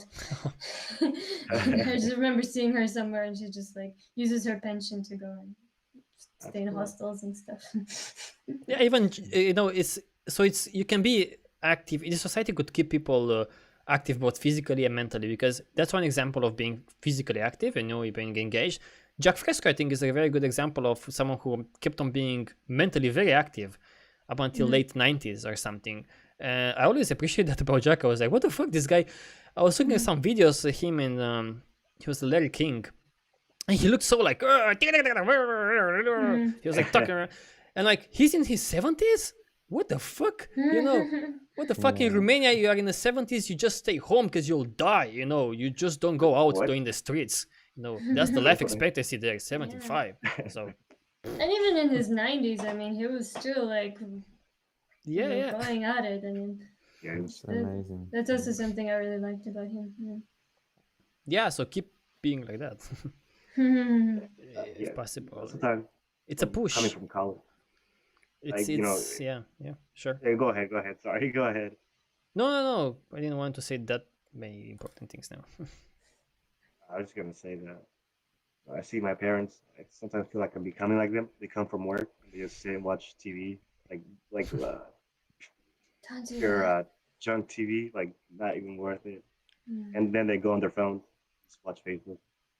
Yeah. Sometimes, I get tired too. I'm like, I'm just doing things that I don't really like, but I wanted to learn how to draw, but I stopped doing that like 3 years ago since I was in high school. I wanted to learn coding, but high school and college, I got, I don't know, man. I just gave up a lot of things I like to But do. do it though. Like, just start doing it. If it's something you're interested in, just do it. I mean, You know what when you have time. I realized, sorry, I just because I think it is important. What I realized is that I had to force myself physically almost like to change my attitude because I was also sometimes consuming bullshit content. I used to watch movies. I was so into movies. It's crazy, all of these bullshit movies. I forced myself to watch documentaries for a year or 2 or 3, and then Yeah. now I love documentaries. I cannot watch movies, for example. I want something that's about reality, like how reality works. I'm so fascinated. I had to force it. It doesn't come like, Yeah. oh, I'm telling you about atoms, and you're like, wow, what the fuck? No, you have to force it, train your brain. Yeah, I see. I have to do that. Yeah, so when That's you the see thing. yourself sneaking and watching this bullshit TV, go to VideoNet and download a documentary instead. Slap yourself. Because there's a lot of really interesting documentaries. I think I'll Aaron did the probably same. watch them. Aaron went through the same kind of things, eh? Yeah, I mean, I was also just thinking when Noel talked about his parents, I mean, I also know this from my parents.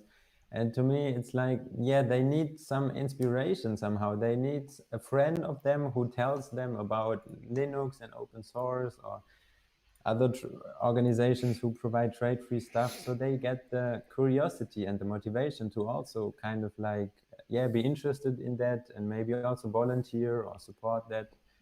So it's about, yeah, like inspiring people and then give them something to volunteer also or to do. And this is something I really love about TROM because everybody can get involved. Like we have so many different things to work on where people can just support the project and volunteer, like the trade free directory, for example, and so many other things. So yeah, it's just like we are here, we are working on stuff and people can join. This is a perfect segue to what I wanted to bring into discussion. So as you may see, if someone still watches TROM-Cast, not long ago, several months ago, there were a lot more people. There are many other people that you don't see anymore. Many other faces that you don't see around anymore, and you may wonder like why we just see Aaron now doing stuff, but not other people. I'm not going to say any names because that's not nice. But why do we do not see other people? And when we met in May, we had this TROM meeting. It was very interesting for all people to come and meet in person, like 11, 12 people, 13 people, and so forth. I felt like it was this kind of like, yeah, let's do something. It's so cool. It's just, yeah, let's build, let's create, it's so cool, it's excitement. But I knew deep down that this excitement will go away, and I knew that out of all of these people, maybe 1 or 2 will stick around, because I've seen this with TVP. When I went around with 2011 and 2012, it was the same kind of feeling around these organizations. Let's do something like TVP, let's build a fucking city, Jack Fresco is the man. Many people, they lose their interest. And to me, it's a sad thing to see, but it's normal. I got to accept it. And I think there are 2 main reasons why people do that. For one, there are people who understand these ideas and think that they're interesting and important, but they are too sucked in by this system, and they kind of like, what can you do? You have to work, they have families, they have kids, whatever they have, the responsibilities, so they get sucked into this, and they have not that many choices. And another reason is some of these ideas are quite shallow, and the more you dig into them, the more you realize that it's not much there, and you cannot do much with it. You cannot get involved. Doesn't provide much. So I hope that at least with TROM, I struggle so much to make sure that the second reason is not the reason that people give up to TROM. It's to be like, oh, it's such a shallow idea and so forth. I'm always open. If someone around who was around TROM and got involved and so forth is thinking now that, oh, TROM is these ideas with trades and so forth, they are kind of silly or they are not, I would love to discuss with these people, because I don't want to waste my time. That is a non-renewable energy. So I would love to hear from them. Like TVP should love to hear from me. Why did I give up on their idea? They should engage into such a discussion. I think that's an important point. And I love to see Aaron around and a few other people around, who are creating stuff, for the project. And even if you don't create stuff, if you just stick around, they are interested, like Noel, for example. That's still, I think it's a good idea, because these ideas may grow inside you, eventually you may get involved and so forth. So it's great to see that some people just stick around. Maybe they find this project interesting enough, So yeah, because I've seen that many times, with these organizations, people get very excited and they are not anymore. And the same happened to me, if I'm honest, with TVP. Why I'm not, like, back in 10 years ago, that TROM documentary was a lot about TVP, like a lot. And I was so excited about TVP. Yeah. How come I'm not around TVP anymore? And of course, that's a long story. Maybe we'll do a TROM-Cast about it. But in essence, I'm still motivated to do something. I'm still very active. Every day I'm thinking about such things. It's just that I felt that TVP it's kind of shallow idea, if you go deep down into whatever they are proposing there. So I think it's inspirational and great, but nothing that I can do much with. So I didn't give up to TVP. I moved somewhere else, So, but what about others who are not around TROM anymore or TVP and so forth, who just give up to these ideas? It's a bit depressing for someone who's pedaling for this kind of organizations, like they're just pedaling, it's going to push this bike forward, I am. Yeah. I'm also just thinking it's a process, it's a story, it's a journey kind of, and it's not going to happen from one day to another that we suddenly live in a trade-free world, not at all.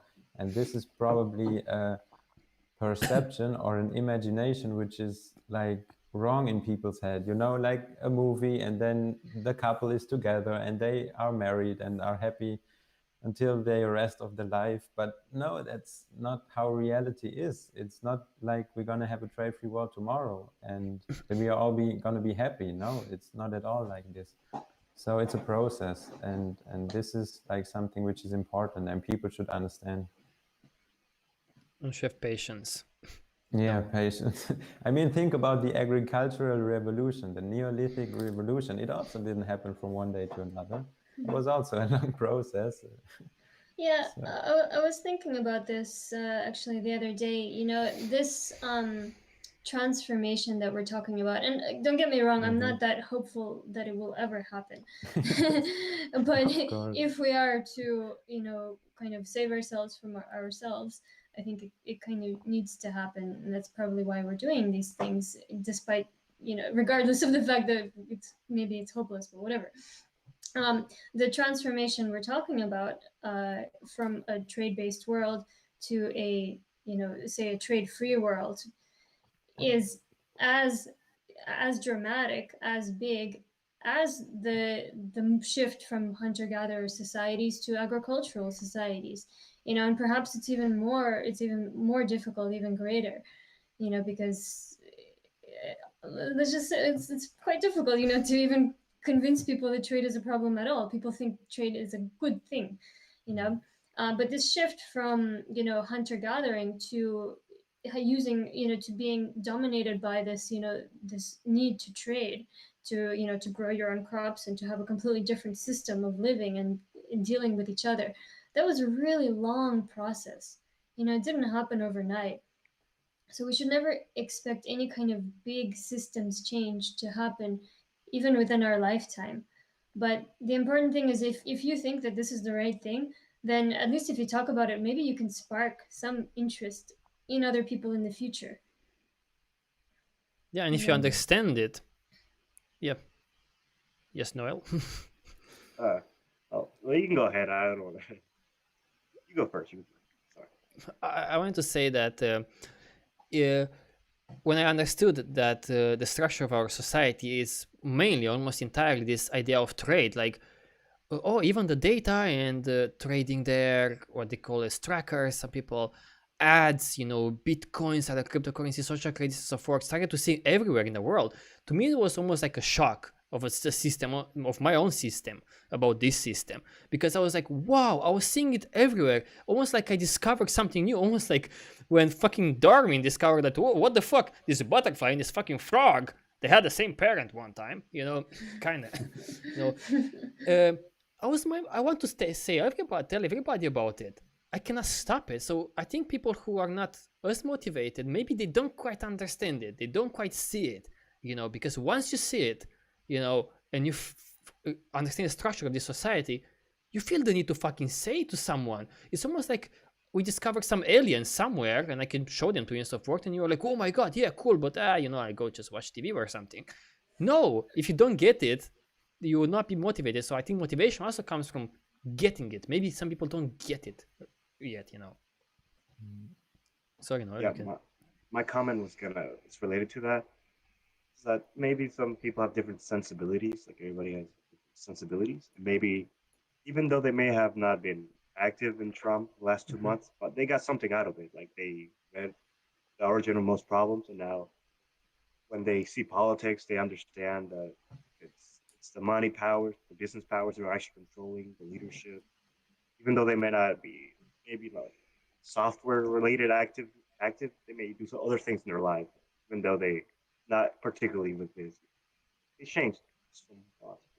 Yeah, that's a very good point, because it's not like people who are involved with TROM are just the ones who are on TROM chats and do some things and videos and so forth. There are also people who talk to others about these ideas, and like Aaron. How do you think Aaron knows about TROM? Because this was this random dude from Sweden, as far as I understand, in Thailand or whatever, meeting with Aaron, telling him about TROM.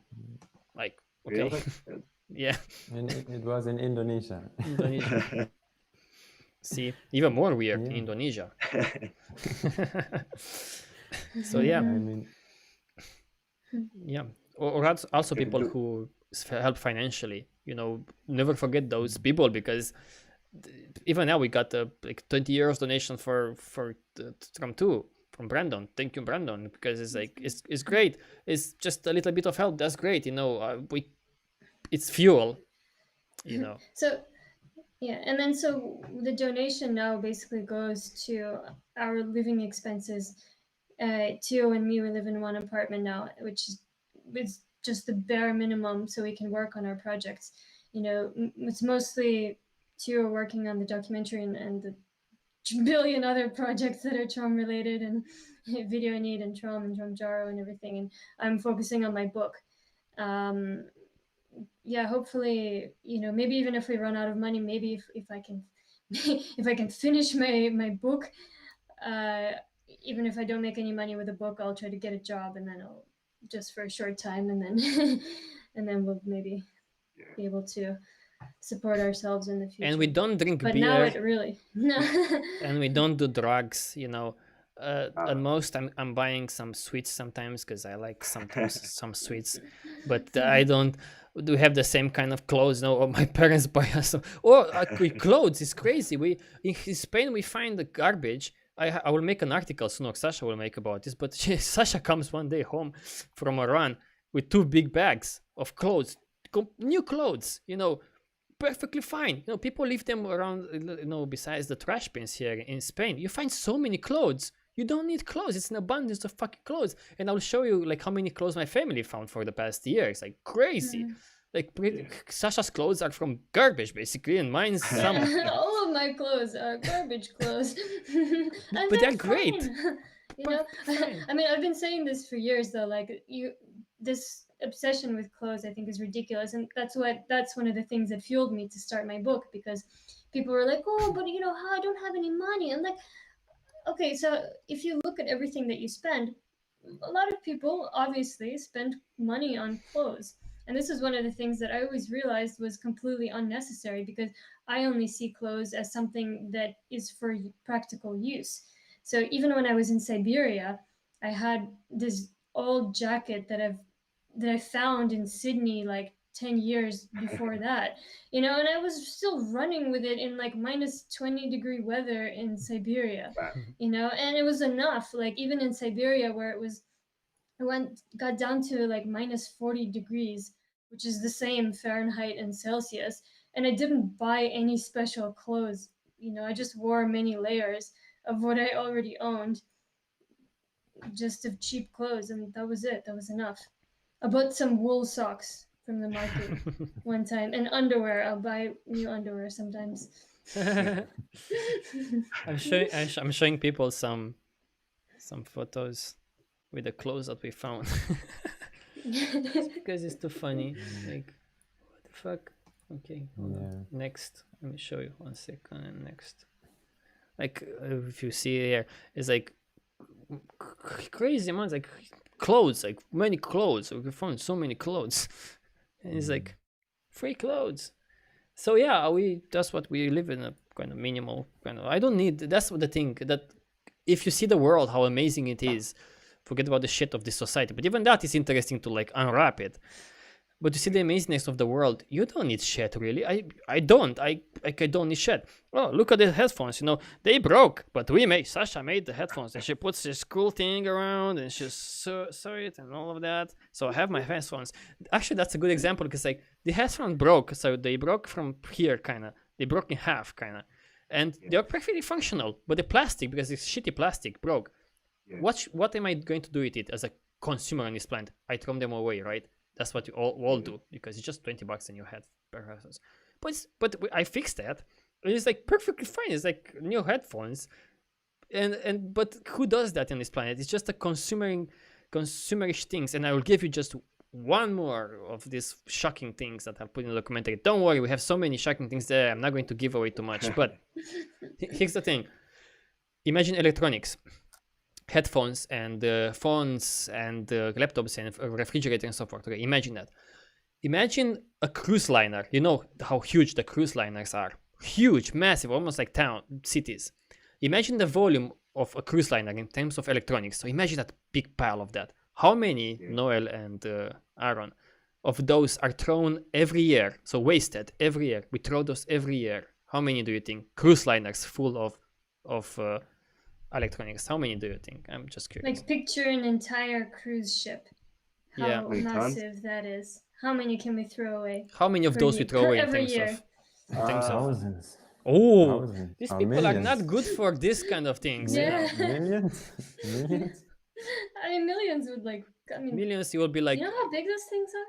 No, yeah, that's too much. But 1,000, I would have said like first a couple thousands. You guys are really pessimistic, damn.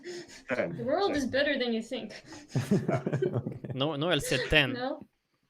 And it doesn't work now because it's 350, which is very shocking if you think about, not 1,000. That's a lot. Like, if you imagine 350, those, I don't think if there are even in total in the world. We're just talking about e-waste, like just e-waste. Electronic waste, not waste in general. Yeah. Okay. Yeah. That's massive. Every year, every single year. How much free stuff could I get? What? Just from going in and just taking electronics. So much, I'm sure. It's just. And then another interesting thing is with Amazon, we saw this investigative documentary as well, that whatever, I think in Canada and US and probably other countries, whatever people return from Amazon, if it's a cheap product, it just goes in the trash.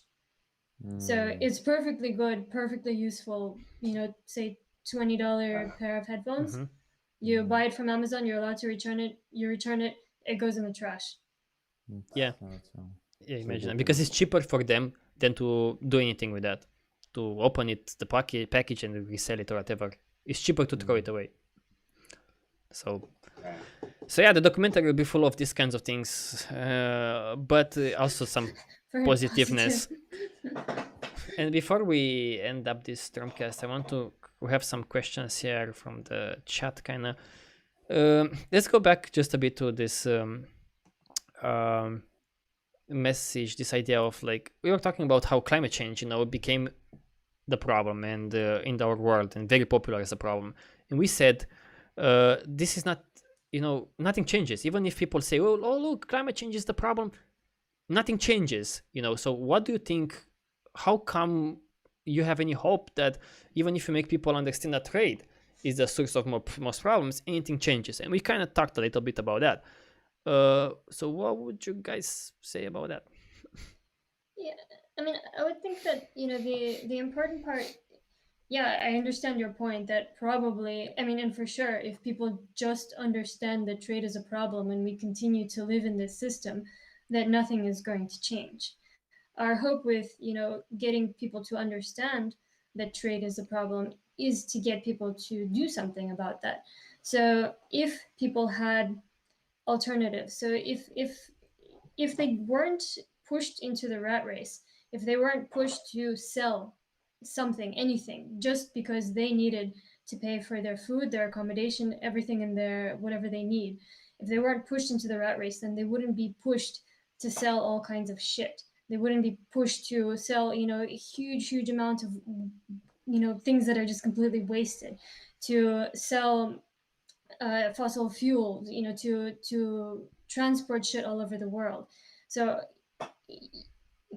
I don't know if I can explain this properly. So it's, yeah, I think you have to understand that this entire system, the structure of the society, is what causes climate change. So until you understand that and until you actually start doing something about it, only you won't be able to fix climate change. So unless you maybe with technology one day they'll fix it and then they'll continue a billion other problems, but that's another story. So I think, yeah, you need this emphasis on the structure of our society, and yeah, I mean, I don't know if you can probably explain it better than me. What do you think, Arben? I would also say that that people need to do something, and then they should also not expect like something big, because I'm also doing my videos now, and maybe nobody's watching them, but I like to do them anyways. And you don't know, maybe in the future someone will look that or watch that video and maybe be inspired by it. So even though you don't see an immediate result, you just have to do it for yourself, kind of, because you like to do it, and then not expect anything, basically. Yeah. So you don't expect this idea to solve climate change? No, I mean, of course. I mean, I'm doing those videos because I'm caring, and I think that trade is the origin of most problems. And if we like stop people trading so much, then they will also start to, I don't know, care about those things because they have more time and more educated. But to me personally, I do those videos because I just like to do them. And I mean, I don't expect anyone to now watch them or so. I just do it for myself, basically. I would also say, in general, I think it's just important for people to be able to provide a sane environment for each other, for humanity as a whole. So an environment where they have trade-free access to their basic needs, to the things, well, to what they need in life, because, yeah, of course, otherwise they will just continue down the same path. And even if they, climate change isn't the only problem. If they perhaps manage to solve climate change through maybe a very sophisticated technology in the future, we will still have a billion more problems. We will still have plastic pollution, probably a ton of other kind of waste, who knows what else. So, Yeah, exactly. I agree. And I'll give you my view, which is maybe based on hope, but it's also based on some examples. Like climate change, let's say, as a problem, and trade as a problem, are two different problems. Maybe they are similar with cancer and aging, okay? And you can argue the same about, say, okay, people understand that cancer is a problem and they make noises and so forth. Yet, despite all of that, you don't see that much investment into cancer research. You don't see that much progress. There is some progress, but it's quite a slow progress. My hope with aging would be, to put in that, making this analogy, that is, I think is correct. My hope with aging would be, if people will focus on aging, it will not be the same story as with cancer, because aging kind of tackles directly what creates cancer and what creates most of the age-related diseases. So if there will be some focus there, you could see a lot more improvement more immediately. Same with climate change, I would say. People make a lot of noise. Some progress is done, some trees are planted, some whatever renewable energies are put there. But because trade, like aging, pushes all kinds of people to cut more forests, to like pollute and so forth, then it's a lost battle from the beginning for climate change to be solved. So they try to solve this, but they are smacked in the head, by this trade society. The same way that cancer is smacked in the head by aging, because aging creates mutations in cells and damages them. So my hope would be, if you switch from climate change to trade, maybe you don't need as much noise as you need for climate change to see some more immediate and more powerful outcomes, if you focus on that, because maybe you will see some trade-free goods and services being created, and people having more free time, being less incentivized to do shitty things and so forth.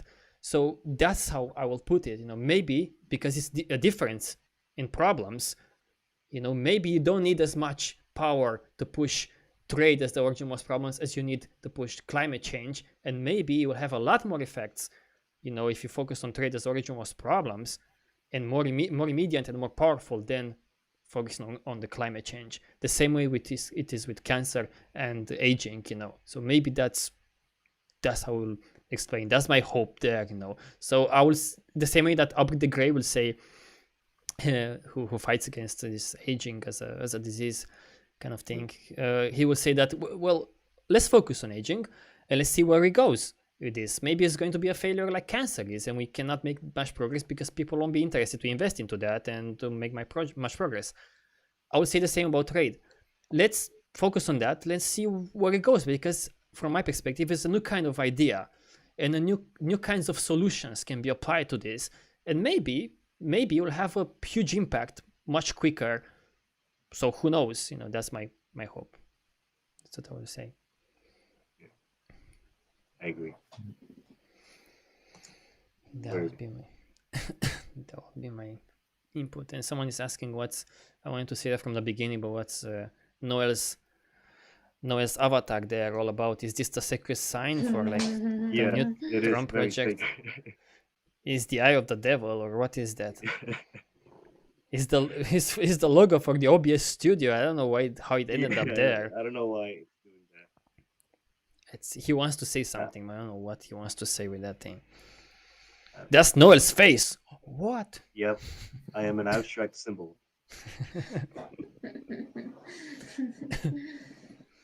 Yeah, I don't know why it does that. Well, Just OBS, unexplainable. OBS. not some Japanese symbol. Yeah. Yeah, so I think that's what I will end up with saying. This thing is like, people may think that why should you even bother with TROM II and other things like that, when climate change, as you can see, people say this is the problem, focus on the problem, we'll create solutions like Theo says and so forth. I would say, what if it's completely different? What if it's completely different? When people accuse money, they created all kinds of bitcoins and crypto coins and so forth that are very sophisticated, and many people are using them now. A bitcoin is fucking 33,000 or something dollars. Someone donated me a while ago like 0.00001 bitcoins. It was $20, $20, and now it's like 220 euros. I was like, what? Okay, I'll keep them there as investment, because I'm part of the system. I'm not using them anyway, so I just leave them there. We'll see. But people invent this kind of solutions, but for the wrong problems, I would say. That's what I would say. I would like to see people giving a shot to invent solutions for the problem of trade. Let's see how it plays out, because might be something interesting. If I would see some powerful people in the world being like, okay, it's enough.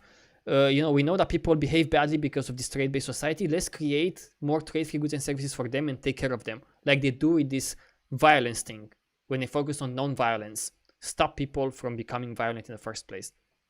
I would love to see that approach to see where it goes, kind of. So maybe the documentary will inspire some people, and Sasha's book and Aaron's videos and Noel's logo and stuff like that. Yeah, I think I would just love to see more people being vocal about what we are talking about. Because imagine if the guy who has the most subscribers on YouTube, PewDiePie.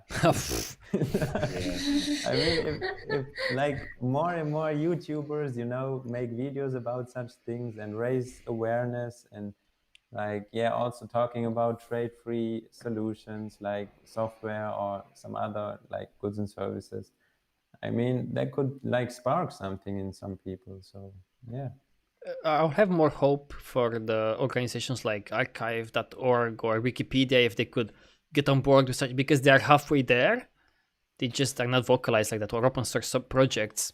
You know. But I think also like, because I have a little sister, she's now 11 and she's watching TikTok and like on Instagram and YouTube and so on. So I think, yeah, like we also need young people who like get inspired from when they grow up, because they are not educated. They don't know what's happening with them. They have no clue that they are abused and like, you know what Are I you mean? gonna start making TikTok videos? No, I'm not gonna do that. Do it, Aaron. Come on. No. What was his Bill Nye, right? He's on TikTok. Yeah, Bill Nye is a very Bill Nye is a popular science teacher, and he's trying to be hip for the youngsters. But the guy still tries, you know. Now he's on TikTok. He's like cool science 145 years old or something. But I appreciate those people. Like I appreciated Jack, you know, trying to still keep on like talking about these things, even when he was in his 90s and he was repeating the same things. But at least do it, you know. We need more of this kind of warriors to be vocal. And I am so happy to see Aaron, for example, for the past months or so, becoming a lot more vocal, making videos and becoming more vocal and talking a lot more. I like that. Yeah. But you know, I also learned I kind of stressed myself a bit over it in the beginning, but now I'm also like, you know, it's okay to take a day off and just like also just enjoy this planet and think about the universe and so on. It's going to be a lifelong journey, and you want to have like how can I put that? Like you want to have long energy, or you want to still have energy when you're older. So it's important to not just do as much as possible right now and then not do anything again because you run out of power, you're stressed out, but more about doing here and there a little bit and just like keep continuing doing stuff. So yeah. Enjoy your life. Exactly. I'm gonna be on. One day I want to wakeboard and just make a video and just inspire people. Like also enjoy life, have a good time, and then also, of course, care about our planet and the people who live on it. And I want to also mention, because I heard these things many times before, and I completely agree. What I will put out there is that I also, in a weird way, find joy in understanding how this fucked up society works. I know I find joy in because I understand it more. I'm like, oh yeah, fuck that shit. It makes sense now, right? Yeah. For me, it was always that was always very important, because that justified my lifestyle. Because you know, when I was a reckless 18-year-old kid, I drove, you know, away from my mother's house and into Canada, and then just went off traveling. And I didn't understand much about this society or anything, but I had this urge to like rebel, you know, and just go snowboarding. You know, that was my thing. And but I had to constantly fight, you know, with my family, basically, because they were constantly telling me to go to college, you know. And I was trying to, you know, justify in my head, like, what's the point of going to college, you know? And they told me, because you need to, you know, get a job later, you'll have to do that. And I didn't know enough about the world to be able to say, like, no, I don't need that, you know. So I kind of caved in and I quit, and then I caved in and I quit again. And anyway, I went through this whole process. But by the time I actually was like at the end of college, then college gave me all the justification and learning about the world, learning about all of these problems and how the society works, gave me all of the justification I needed to say, I don't want to be a part of it at all, you know, and I refuse to be a part of it as much as possible. You know, I could never fully escape it, but I minimized my participation as much as possible. So learning about the society is very important, just to you know, be able to hold your own place in it and feel comfortable. And when your parents, Noel, will tell you, or whoever, parents, that Noel, don't be an idiot, you know, because this world is the way that it is because of a reason. We need documents, and we need to measure how much energy we consume, and we need jobs, and we need, well, you know what? With all of these fucking meters that we measure how much energy we consume in water and jobs and papers, we're kind of doing really bad on this planet. Pollution is increasing, you know, we're destroying the environment, you know, we're polluting every fucking thing, you know, we're enslaving people. Guess what? It's not kind of fucking working, you know. that's my point all the time. Like, we're not fucking working. What do you want me to do? You know, do you think it's working? Not kind of fucking working. And you also consume your life in the process. So, you know. And I had this in my mind. I was like, if I could draw, because I cannot draw, I would make this plane. But probably someone did this. It's like a plane. This is our society going deep, like completely into like crushing. And everybody there is like, no, we are fine. Everything is fine. Look at the window. Oh, nice clouds. And the rich people have those kind of seats that will level them to like be like this. And the poor people like feeling that it's going down, like it's going down. And the rich people like, you should just buy these fucking chairs, you know, just to level yourself up. Cause that's why you are complaining. Just you know? work really hard and then work really hard and level yourself. But everything is going. That's kind of how I see it. So why should I be part of it? Yeah. And I would. You want to go ahead? I was just gonna say real quick, and then also what kind of gave me justification was also to just, I had this understanding that, okay, everyone's telling you to get a job, but these jobs are what's causing climate change. You know, these jobs are what's causing deforestation. These jobs are what's causing all of these problems. I mean, that's our, society is based on all of these jobs. So why have a job. Why? Sorry, Aaron. No, great point. And I was also just about saying that what you told, that like for me, when I grew older, and then of course you think about the world, like how does it work? Like why am I forced to do an apprenticeship or get a job and so on? And it's just about when you learn more about the world and you more understand it, you better understand it, then you can kind of navigate through the world. Like, you know, okay, right now I'm working in a job, I'm trading my time, energy, skills, and so on for that money that I need to buy things that I need and want. But, you know, I can also maybe minimize that and then volunteer a bit more, or just like do whatever I want to do, basically. You kind of know what you're doing and understand it better in context to the world and our trade-based system. Yeah, of course, because if you understand these things, you also kind of understand, oh, I don't need to buy a bunch of fancy clothes to pretend to be cool. I don't need to buy this stuff. I don't need a Porsche. I don't need to want a Porsche. I don't need a fancy apartment. I don't need. You don't need a fucking iPhone, people. Yeah. You don't need a fucking iPhone. Yeah, don't need an iPhone. Fucking idiots. And then if you minimize all of your expenses, then you can trade less. Trade your time and energy less to go and trade for this shit. You know. I was reading this comment on some random Reddit. Sometimes I have fun on Reddit to just read some bullshit there.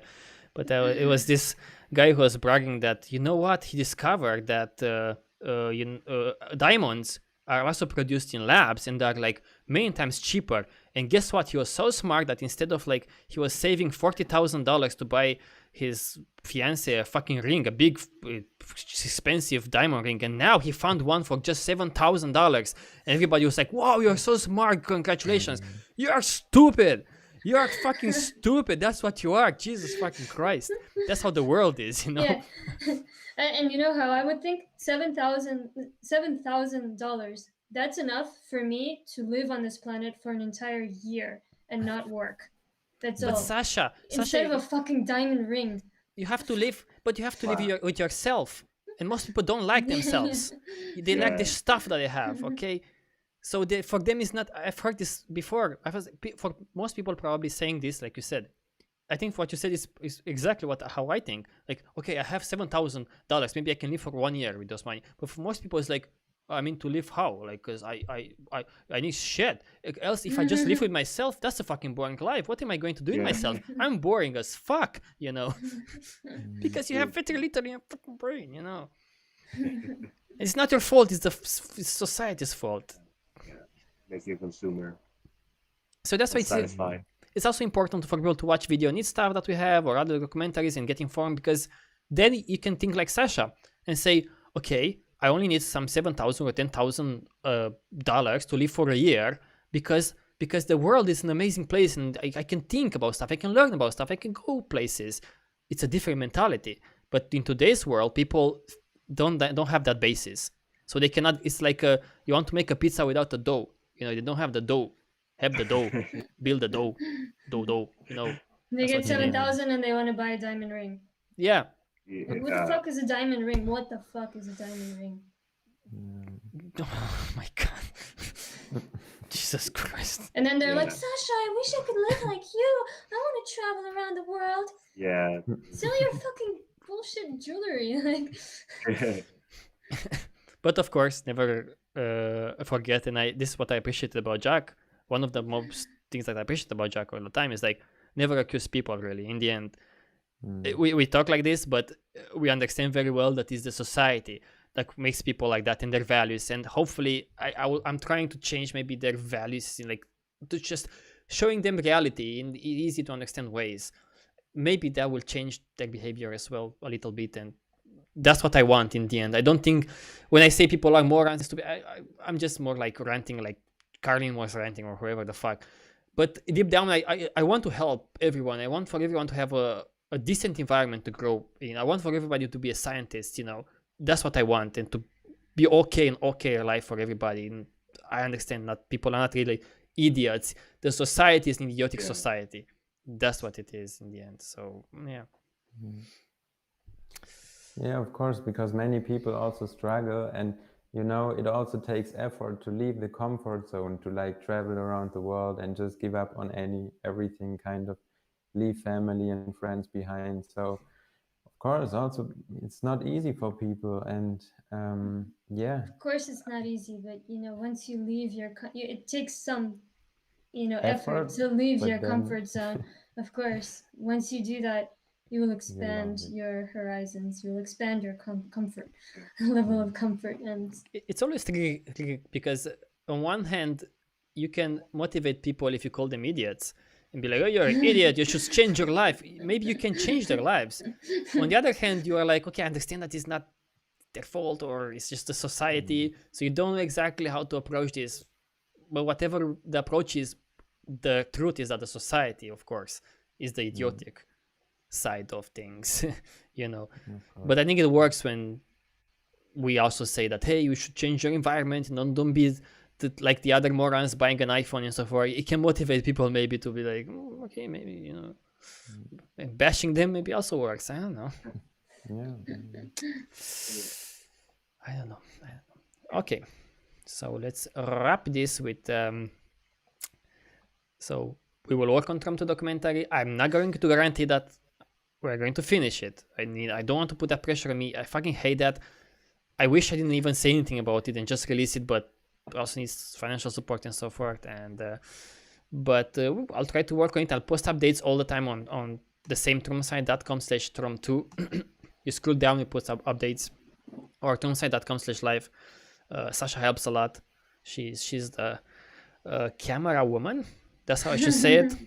In today's world, she's a camera woman. And I'm very excited to see how this goes, and I'm so curious to also interview them because I talk a lot. I want to also hear other people talk as much, you know, so I want to see that. And as for TROM's plans for the future, as you can see, I know I'm as how to say that, antsy. I learned this new word called antsy. Is that a good? I'm antsy about it. I want to do something. Is that a good word? Excited, maybe. Excited, but this is not a cool word. You know, Aaron should tell me what's the German word for being excited about something that's very important to do in life. I'm sure you have one word for that. One German word. Wunderskleider. Gesundheit. No? I don't know. Aaron, you should think more about Let me think a bit more about it. Yeah. In the next TROM-Cast, I will come up with something. So that's how I am. A random German word. Yeah. So it's unlikely for me to give up to this project, even if I will not have money or whatever. But of course, it will help a lot if people could help financially or in other ways. So we will continue to do stuff. We have lots of other plans. Aaron does also new things. So we keep on Alexio with Tronland and others who translate stuff and do other things. So I'm still excited as I was 10 years ago. That's what I love about this. In 2011, when I made the documentary, I sent myself a message in the future. I was this fucking email service, whatever. It was, you send a message to yourself in the future at random times, you know. So I composed an email there. I said, Theo, motherfucker, if you read this and you're a zombie, shame for you, you know. You should be still curious about atoms and galaxies, and don't forget about cows and chocolate and all of that are made of atoms and quarks and all of that in the societies, shit, blah, blah, blah. So I received a message like 3 years after that.